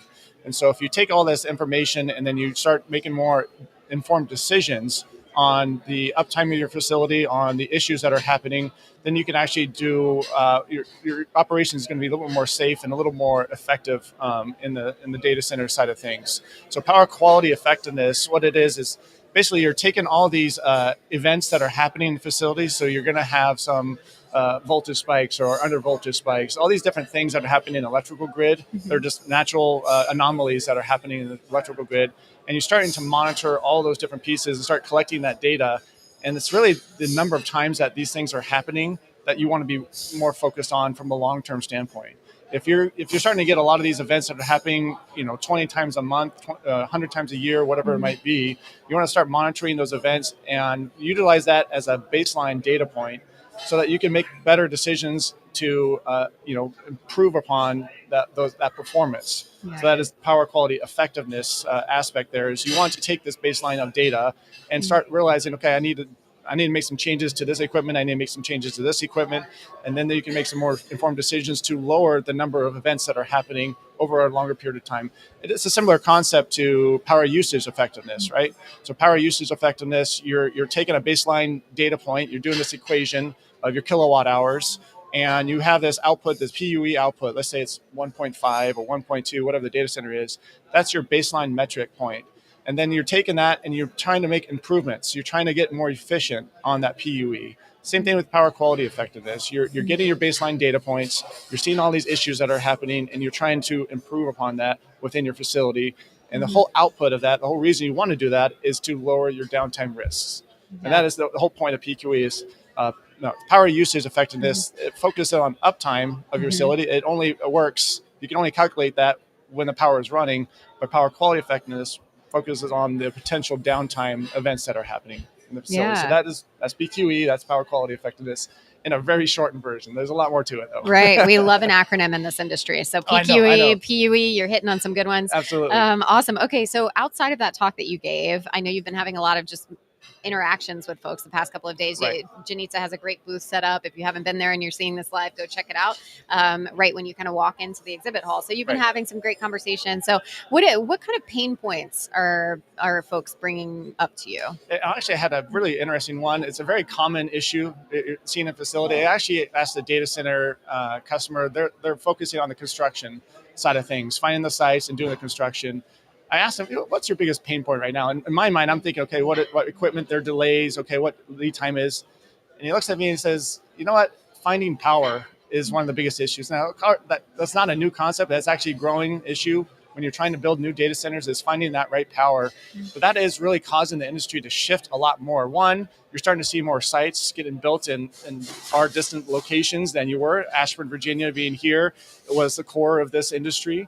But it's maximized out. The Bay Area in California was a big area, but it's maximized. There's no much more power in these areas. So you're seeing a lot more data centers being built in different locations because that's where the power is, right? I'm also seeing a lot more trends about power generation aspects. AWS just announced that they're going to build 3 nuclear power plants in Oregon and Washington area in order to fulfill their demand of power needs for their facilities. That's completely different. That's a whole different shift of the market that we're seeing as a trend for. They're going to start generating more power themselves in order to continue this trend, because data centers aren't going away. They're absolutely going to be needed for our technologies that we're using today. And the demand for that is so exponential. They're actually investing more money into power generation, more money into diversifying their locations so that they can build these data centers and keep their operations, keep their technology flowing there. Excellent. Yeah. Thank you. Yeah. That's a great download of some of the key trends that you're hearing about on the showroom floor from this event. You also mentioned earlier renewable power, renewable energy as another trend, I believe, that you're hearing more about. I'm starting to see more renewable companies come to these events. Yeah. I actually met a guy yesterday, and his focus is solar power plants. So they actually develop solar power plants for the data center industry. It was a fascinating conversation because they're actually doing the same thing. They're trying to find sites that can correlate with the data centers and build these solar power plants, backup battery systems, and correlate with the sustainability metrics of these data centers as well. And I think that was a great aspect because they're trying to help the cause. They're trying to help out the sustainability metrics of the organization by building these clean power plants. They're trying to build them in locations where the data centers are going to be at, or the interconnection points where they can actually provide the data to the interconnection so that the data center can also purchase that power directly from them. It was really fascinating. There's actually a growing trend of renewable companies coming to these events as well. Yeah, absolutely. We're definitely seeing that as well. So excellent. Well, thank you, Andrew. It's always a pleasure to have you on JSA TV. I'm sure this will not be the last time. And thank you, viewers, for hanging out with us here live from DCD, Virginia. Thank you, and happy networking.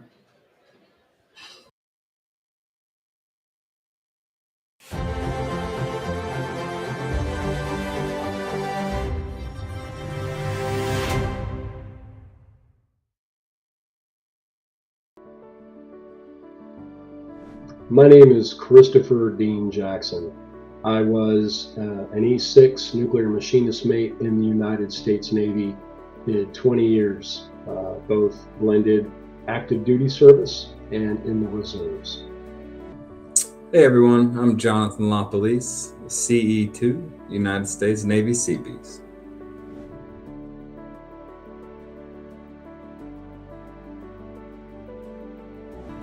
My time in the U.S. Navy molded everything that I have done during my time in the data center industry. How I staff buildings, how we perform our operations, how we perform our maintenance.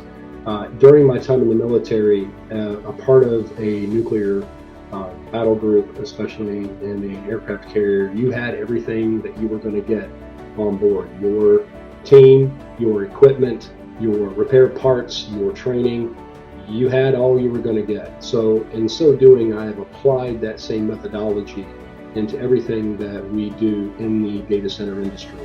We focus on developing our talent. We focus on building the best possible facilities that we can. We learn everything about them. We learn how to operate them, we learn how to maintain them, and we absolutely learn how to operate them in adverse conditions. We utilize the best possible people that we can bring into the industry, and we train them to the best versions of themselves. Everything that we do now in the data center industry is a result of things that I learned during my time in the U.S. military. My military background has significantly shaped how I approach the high-stakes, complex environment of digital infrastructure. In the military, I learned the importance of discipline, situational awareness, and precise planning, all of which translate really well to this field. I approach projects with a mission-critical mindset, understanding that attention to detail and rigorous standards are essential when dealing with the systems that support critical infrastructure. Additionally, the military instilled a sense of adaptability in fast-paced, evolving conditions, which is invaluable in digital infrastructure where technological advancements and client needs are constantly shifting.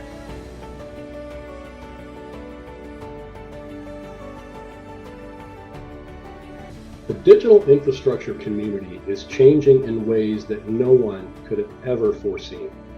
Both world events and technological advancements, as well as the interconnection of our society, has mandated that the critical infrastructure world is going to move forward at a pace that no one had ever seen coming. The increased demand in the AI development and AI community is also having an impact in this world as well. Where military veterans come to play is the fact that they are very used to a quick changing environment with very little information that is coming in to prepare them for the decisions in which they have to make and move forward. And in so doing, in this new environment that we find ourselves in as a society and as a global environment, military veterans are at the forefront of people that are able to make well communicated, rapid decisions based on critical information received in a timely manner. They do so with the understanding that they may have to recover and reevaluate, and when they do so with information that is given to them in a myriad of fashions, and they do so across the entire portfolio. In this fashion alone, military veterans have, I believe, one of the most incredible advantages over anyone else in the workforce. The future of digital infrastructure will likely center on enhanced resilience, sustainability, and adaptability to rapid advancements in technology, right?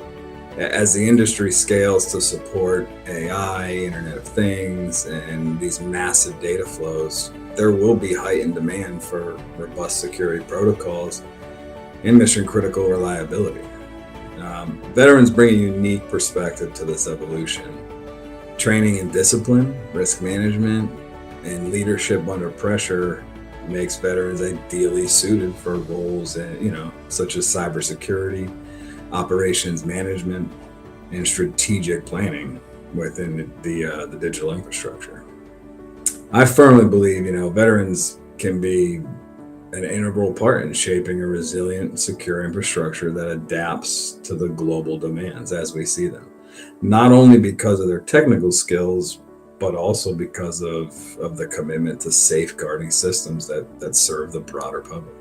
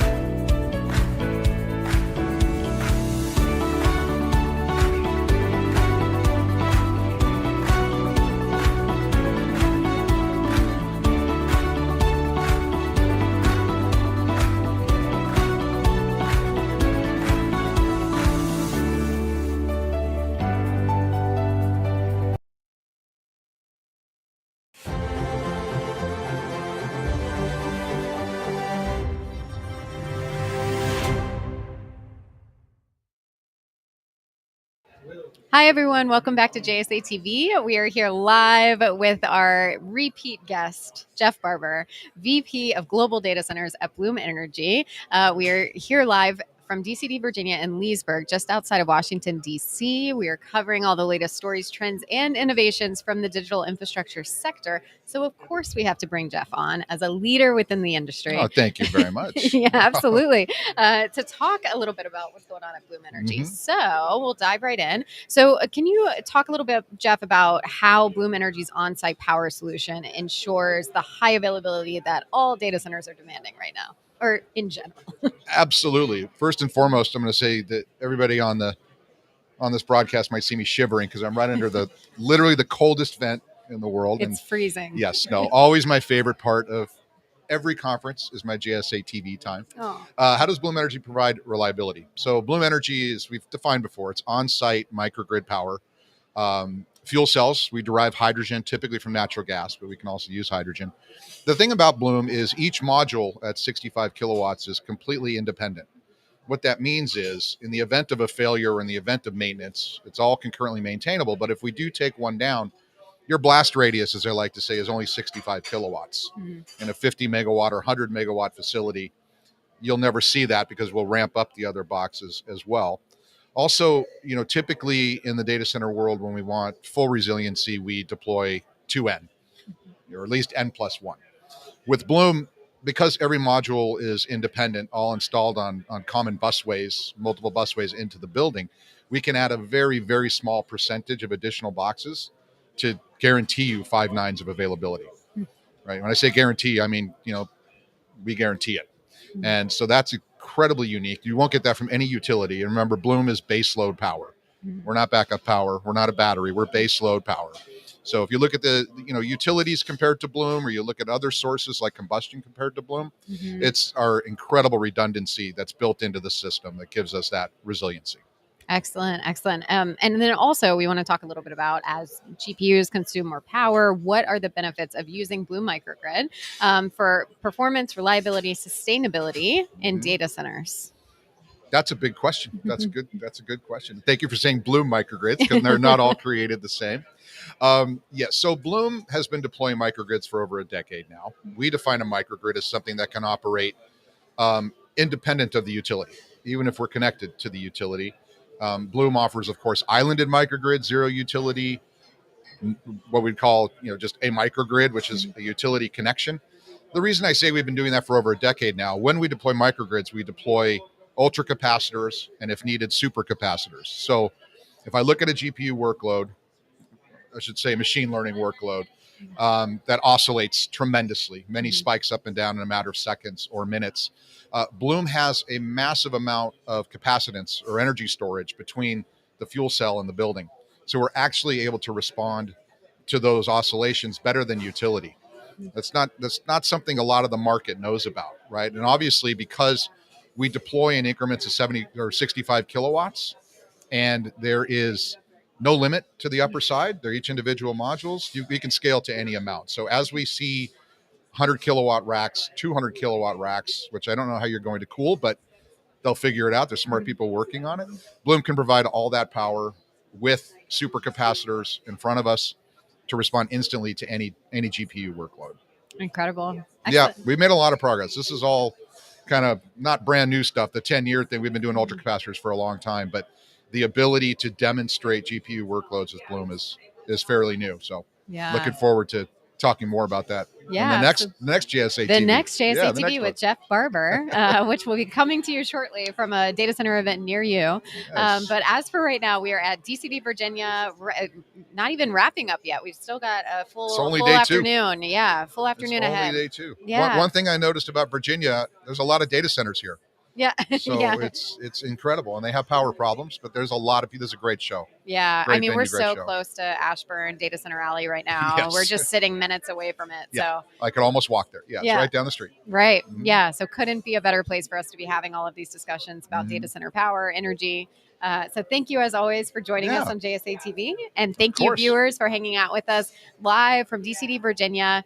Happy networking, everyone. See ya.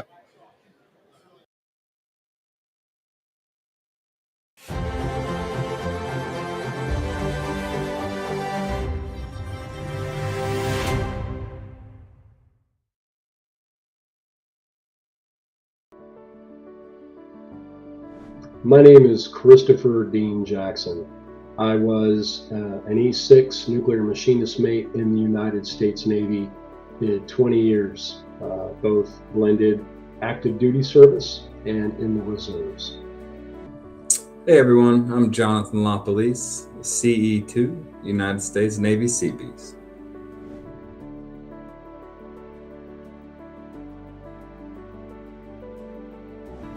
My time in the U.S. Navy molded everything that I have done during my time in the data center industry. How I staff buildings, how we perform our operations, how we perform our maintenance. During my time in the military, a part of a nuclear battle group, especially in an aircraft carrier, you had everything that you were going to get on board. Your team, your equipment, your repair parts, your training, you had all you were going to get. So in so doing, I have applied that same methodology into everything that we do in the data center industry. We focus on developing our talent. We focus on building the best possible facilities that we can. We learn everything about them. We learn how to operate them, we learn how to maintain them, and we absolutely learn how to operate them in adverse conditions. We utilize the best possible people that we can bring into the industry, and we train them to the best versions of themselves. Everything that we do now in the data center industry is a result of things that I learned during my time in the U.S. military. My military background has significantly shaped how I approach the high-stakes, complex environment of digital infrastructure. In the military, I learned the importance of discipline, situational awareness, and precise planning, all of which translate really well to this field. I approach projects with a mission-critical mindset, understanding that attention to detail and rigorous standards are essential when dealing with the systems that support critical infrastructure. Additionally, the military instilled a sense of adaptability in fast-paced, evolving conditions, which is invaluable in digital infrastructure where technological advancements and client needs are constantly shifting.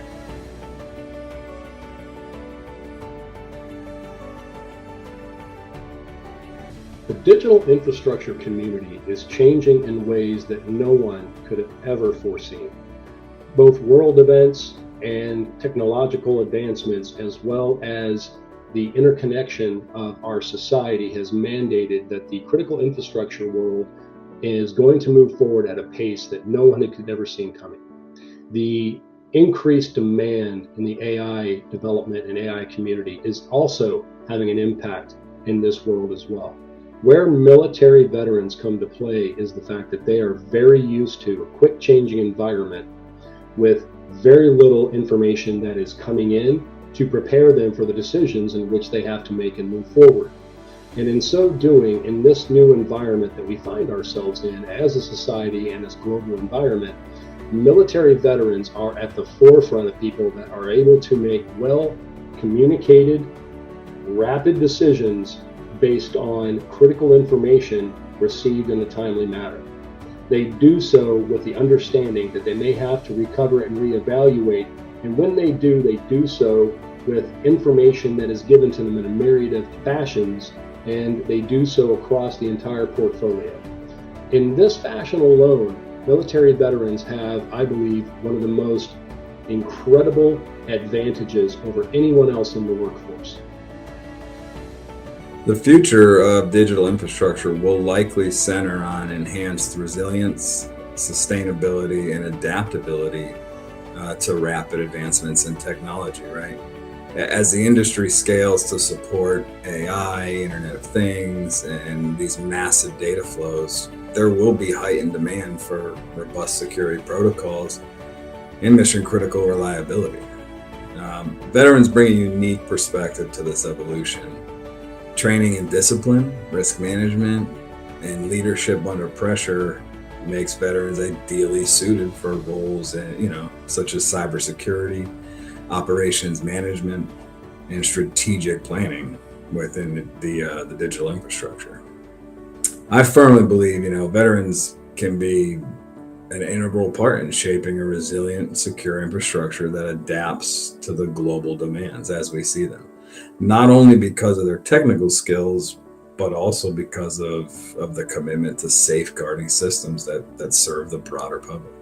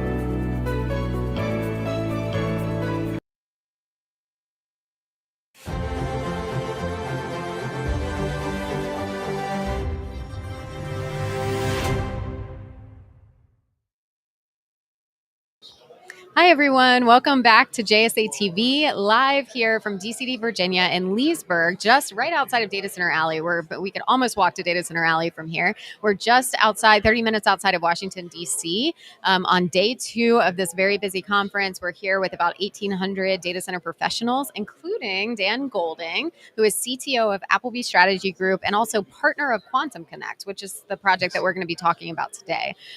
So thank you so much for joining us, Dan. It's great to be here. Thank you. Yeah, absolutely. So we'll just start with a really easy one. Who is Quantum Connect? So Quantum Connect is a project that I've been working on for about a year. It's a fascinating little project. In a lot of areas of the country, we're seeing an awful lot of data center development. We're not seeing as much data center development here in Northern Virginia right now because we're pretty much out of power. So what we're seeing in a lot of places where data center development is tailing off a little bit is what are called fill-ins. And Quantum Connect is a fill-in. It's a 20 megawatt facility, a 20 megawatt data center that's right in the middle of Ashburn. It's not on the edges, and it's part of the Quantum Park campus, where there's already a bunch of existing data centers, there's a bunch of existing office buildings, and we found 20 megawatts on a substation there that we were able to sort of use to create a next generation network hub for, internet companies, cloud companies, AI companies. So it's a little bit different from what you're seeing being sold or transacted, throughout the industry right now. Got it. That's really exciting. Definitely something unique. And can you share a little bit more about the infrastructure design and the technology choices for this facility? So it's a really interesting facility in that it's built on about 130 miles of available conduit. So, when you talk about what people need in a place like Ashburn, they need a couple of things. They need data center capacity and they need fiber, and they need that fiber very badly. When Quantum Park was refurbished a number of years ago, 130 miles of conduit was placed below the surface, and since then it's been largely untouched. But it's conduit and it's fiber that goes and touches all the major points in the middle of Ashburn, and touches pretty much every hyperscaler and interconnection point network and building. And so we thought, hey, why don't we put a small data center, 20 megawatts these days is small, on top of this amazing conduit network, and offer that as sort of a combined solution to folks. The data center itself is relatively conventional. It's N+1. It's distributed redundant. It offers a level of redundancy and reliability people have come to expect. The one really interesting design element is we're using rotary UPSs. And that's something that 20 years ago you saw a lot of, and it sort of went out of fashion. The reason it's coming back is because GPU loads, graphical processor loads for things like artificial intelligence and machine learning don't interact well with chemical batteries. And because they don't interact very well, we decided to use a next generation rotary UPS setup in case any of our customers wanted to install large numbers of GPUs. We don't anticipate this being a training facility. Those are big and they're in North Dakota.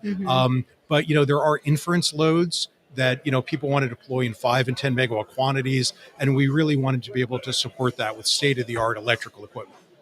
Excellent. Great. Thank you so much for that insight into the facility. And so the last question, we just kind of wanted to, you've been this longstanding member of the data center community, if you will, in Northern Virginia specifically for quite a while. So we're wondering if you could talk about the shifts in customer requirements and technology trends that influence this decision to build this facility that's kind of in between retail colo and then full building leases. So it's a really interesting situation.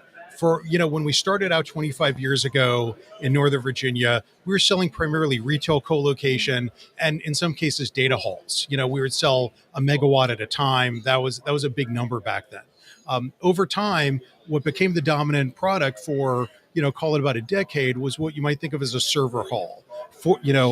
Sometimes people would call it a PDU break. DuPont Fabro was sort of the leader in this, and then Digital Realty, and anywhere from sort of 250 kilowatts up to 8 megawatts.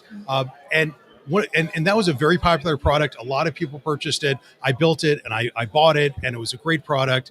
And it really made a lot of the data center companies that we know today very successful. But a few years ago, as the hyperscalers became more and more acquisitive and they needed larger amounts of data center capacity, folks started selling entire buildings to them. So what's happened over the past 5 years is the full building or full campus product has become really dominant The retail co-location product from people like Equinix, who does an amazing job of it, is still there. They're still selling 5 and 10 cabinet cages, but a 1 megawatt or a 4 megawatt data center suite, which used to be the dominant product, can't be found anymore. And it can't be found to the point where we had trouble finding comps, comparables, because there just is literally nothing on the market. There are things under lease. There are a lot of these data halls under lease. Nobody wants to give them up. When their lease is over, they just renew. And so it's really unusual economically to have a product that people want to buy but is generally unavailable. And that is the situation we're in today. And so when we did Quantum Connect, we absolutely thought about selling the whole thing. Right now, the optimum size for sort of a full data center sale, goes anywhere from sort of 35 megawatts to 60 megawatts. And this was going to be a little bit underneath that. So we thought, well, the one really underserved market is this data hall market that people want to use for caching, for edge computing, for regional network hubs, for AI inference. There's this whole range of possible uses for it. And there's some companies that they're just not in a position right now where they want to buy 60 megawatts. It's just not in their business plan. So we thought this is a really underserved market. And so far, that's certainly proven out to be correct, that it is very much an underserved market. I have to say, I don't see it changing. I don't see a lot of people, there's people like, again, Digital, QTS, Cyrus One, that did amazing work in this segment. I don't see them getting back into it. So the funny thing is, I think once the capacity we have at Quantum Connect is gone, I don't think there's a lot following up. I don't think there's a lot of additional data hall capacity coming in Ashburn after that. Yeah. At least not for a few years. Well, that's a good call to action for folks, right? It is. It's a great product. And I hate to say, hey, come compete with us. But, this is going to go fast. And I think that it's still a really interesting product for people to sell because people want to buy it. Yeah. Amazing. Yeah. Economics at play. Yep, economics at play. Yeah. Well, Yes. Thank you so much, Dan. This is a really interesting Yes. conversation. If folks can go online, I assume, to learn more about Quantum Connect. Yeah, they can contact me. They can go online and look at our website. We have, unlike a lot of data center projects, we just put all the information out there. There's not any particular secrets. We know how to build data centers these days. This is a very solid, standard data center. And so please come and check out the information on it. And if anyone wants to talk to me either about the project or about data center economics or Northern Virginia, I'm always happy to chat. Perfect. Excellent. Well, thank you so much for joining us, Dan. Thank you. And thank you to our viewers for hanging out with us here live from DCD, Virginia. Thank you so much and happy networking.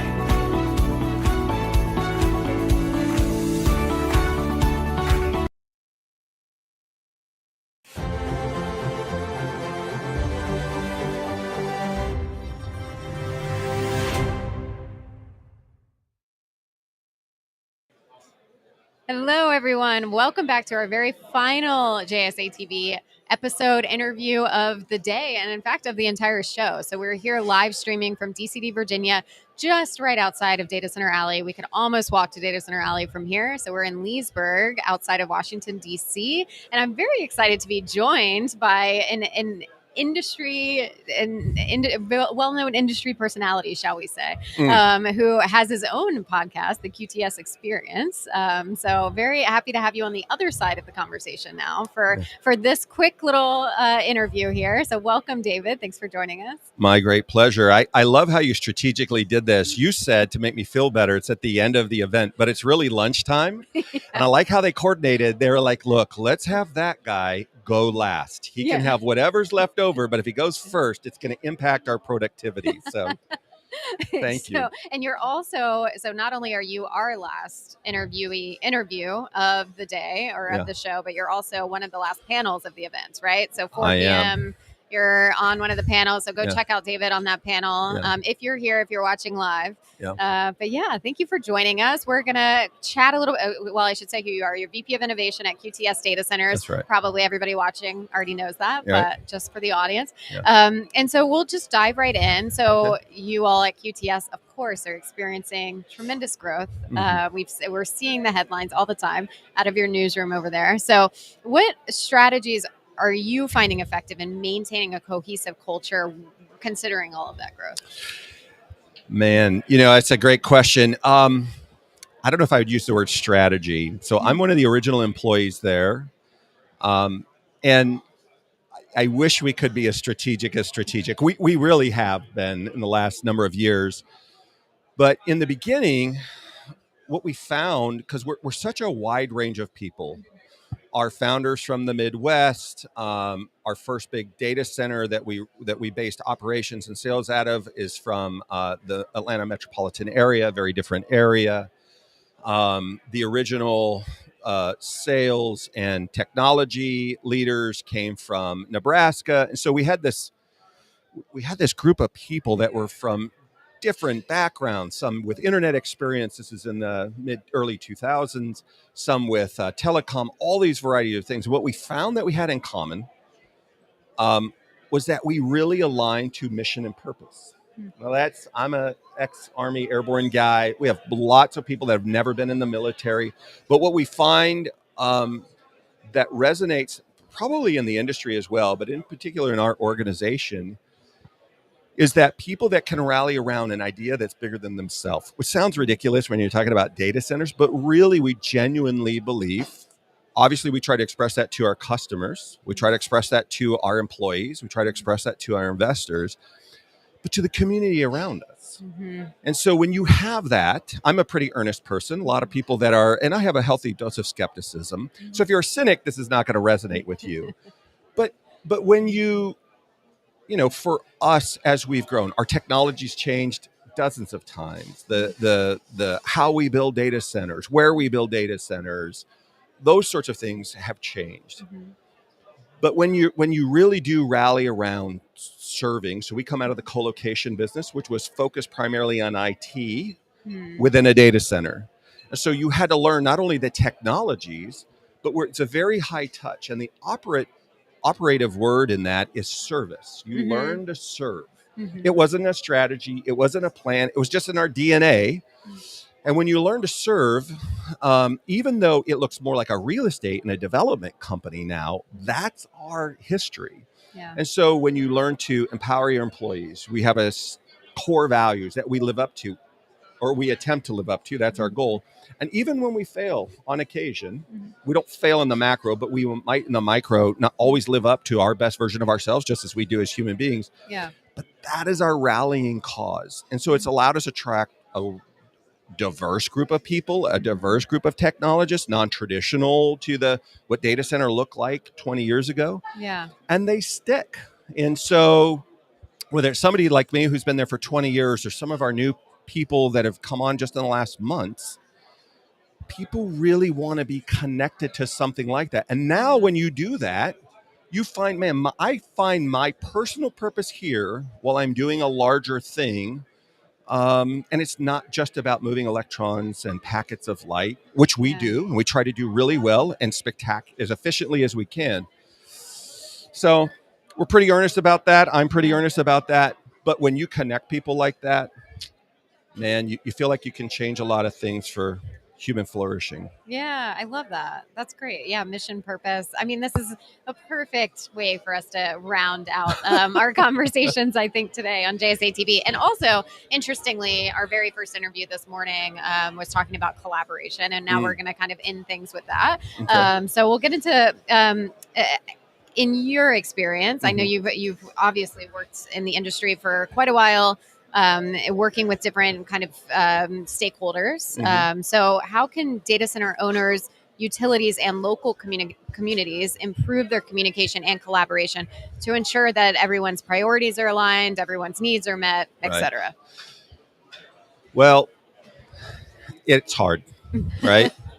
And the reason that's true, I think it's just hard in general, is first of all, I think those are the right three things. And those ideas were not my original ideas. My buddy Reiser, who's part of economic development here at Loudoun County, he and I just did a podcast recently, but I've heard him express this idea many times. And I really believe that data centers need power.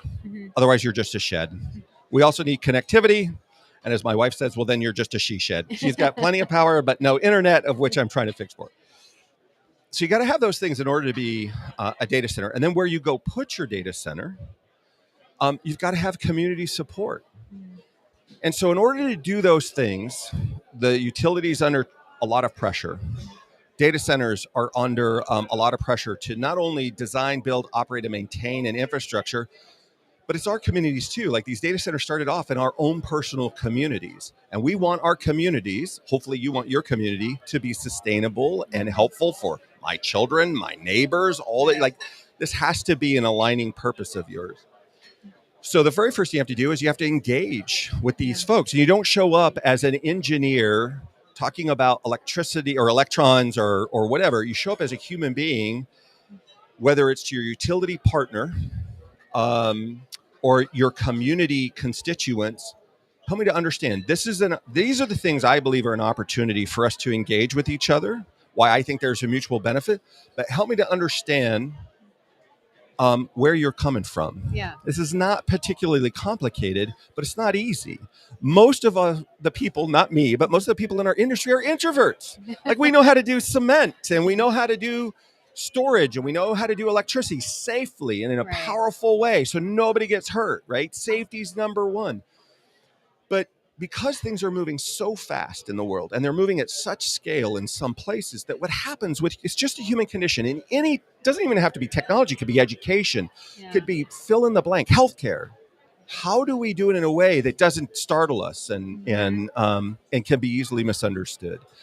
And so organizations like ours are committed to my title will shift from innovation to evangelism some way, somehow, because we genuinely believe that. We first have to engage in communities in a wide variety of ways, whether that's a school board, whether that's a government entity, a civic organization, whatever, in a way that we first understand and then work to be understood and see if we can find common ground.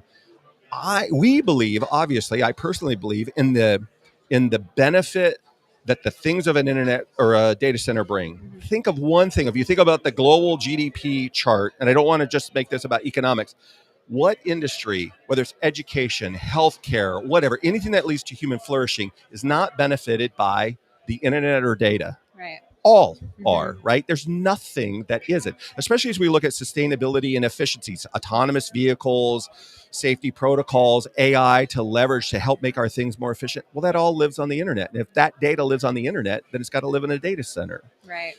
So how do we have a conversation with the people who are going to provide us the power in a sustainable way and partner with them? They are not our adversaries, they're our partners. And how do we engage in a community in a way that makes sense for all of us? So first, you got to be willing to do it. You got to be willing to listen and understand, and not just waiting for your turn to talk, but to genuinely understand. And then find a way to bring something to the community that makes sense for everybody. Economic benefit, education benefit, like literally change their life. I'll give you, I know we're tight on time, but I just want to give you one example of this. A third of the world is not connected to the internet, more or less, depending upon which LLM you ask or which internet search. But that shocks people. But 50% of the world is not connected to broadband. Wow. There are communities in America. There's a really great video out there about the Quilt Project, where we met somebody who is a very successful technologist and came back to his minority community in Chicago to try to give back. And what he discovered was something that was heartbreaking. Many people in that community that are very low income to begin with have no trust of infrastructure. So it wasn't data center specific, it's just infrastructure, internet, being connected. They didn't even use their phone like that. And so they would have jobs where they didn't even have online banking. They would take their check to a check cashing place where they took a haircut of 20 to 30% right off the top. So they're already low income. Yeah. They lost that margin, and then they get robbed over and over and over because there's no understanding of the value of being connected, what it can be to your safety, to just that. It's like you just got a raise. Yeah. And then how do you teach your children to leverage this? Like, these tools are morally neutral. How do we leverage them to amplify for human good? Yeah. As opposed to ignore them, or even worse, other people will amplify them to our detriment. So we discovered that because we invest not just the data center, but in the community. We do volunteer hours or whatever. And so when you're able to get the people in your organization out into the community in a real way to engage and find opportunities, we weren't giving them data center space necessarily. We're giving them infrastructure. We're funding things. And I know a lot of my frenemies are doing this as well. I'm not trying to virtue signal that this is QTS. But it just illustrates that in order for human flourishing in the economy, you have to have affordable electricity and you have to be connected. Right. Otherwise, you are trapped in poverty. You just cannot anywhere on earth. And so we should be for that. So to engage in a community, it's not just to build data centers where we want, it's so we can help our neighbors to engage with the utility so that they can help us and engage in this. And organizations that do that sincerely from the board all the way down. And I will just end with this. I think all of us in our industry, there's a reason why, even though you might not be a developer of data centers, you're interviewing us for this live thing. Why do you want to do it? There's the direct reason, like I get paid and I like being on air because you look amazing. And why wouldn't you? I look like the Stay Puft Marshmallow Man with long hair. And so now I'm just entertaining people. But there's a reason why you want to do this indirectly, and there's a reason why you want to do directly. If all of us in this industry just could rally around that, why? You don't have to be an evangelist like me, but why do I want to do this? Right. How do I influence the person to the left of me and to the right of me? Do I want to make sure that this industry that's going to grow hires right, that deploys sustainably, that is good citizen, that funds the right things, that serves up the cloud in the correct way? We should engage in something like that, especially in a season in our country and even in the world of uncertainty and conflict. If we find a way to do this and amplify these tools to help us flourish, Right. I as the optimist, I believe it's going to come together. I love the optimism. Yeah, I love that. I think that's such an important message. And I think, this is such a critical industry, no matter how you look at it, like you just so eloquently stated. And so I think that's a big reason why a lot of us are here today, right? It's certainly a reason why I'm here is like, how do we take this industry that's so critical globally and do it correctly and do right by all of our communities around the world. There's no idea on earth that doesn't live in a data center. Yeah. There's no sermon. There's no sustainability report. There's no music. There's nothing. There's no healthcare MRI. It lives in somebody's data center. Right. That makes it spectacularly valuable real estate. And it makes it compelling for human flourishing. So let's make sure we do it and we do it well. But circling back to the question, these are the constituencies, and we need to make sure that we're engaged with them in a intentional way. And the people that do that will be successful, and the communities will be successful. And those that don't, it's not just data centers will go wherever they're going to go. The communities lose and they miss out. And I just don't think that's a great way to be an American Right. or a good citizen or a global citizen. Right. Absolutely. Yeah. Well, we have one more question, which I told you to keep us under control. Yeah. Okay. Well, that was an amazing answer. fun. So actually, maybe it's better for us to just end with that. What do you think? I think that was an amazing way to kind of wrap it up. All right. Thank you so much. My great David. pleasure. I'm really excited that you were able to join us today. I know you have to run off to your panel as Yeah. well here soon. Yeah. So everybody, if you're watching this live, go check out the panel.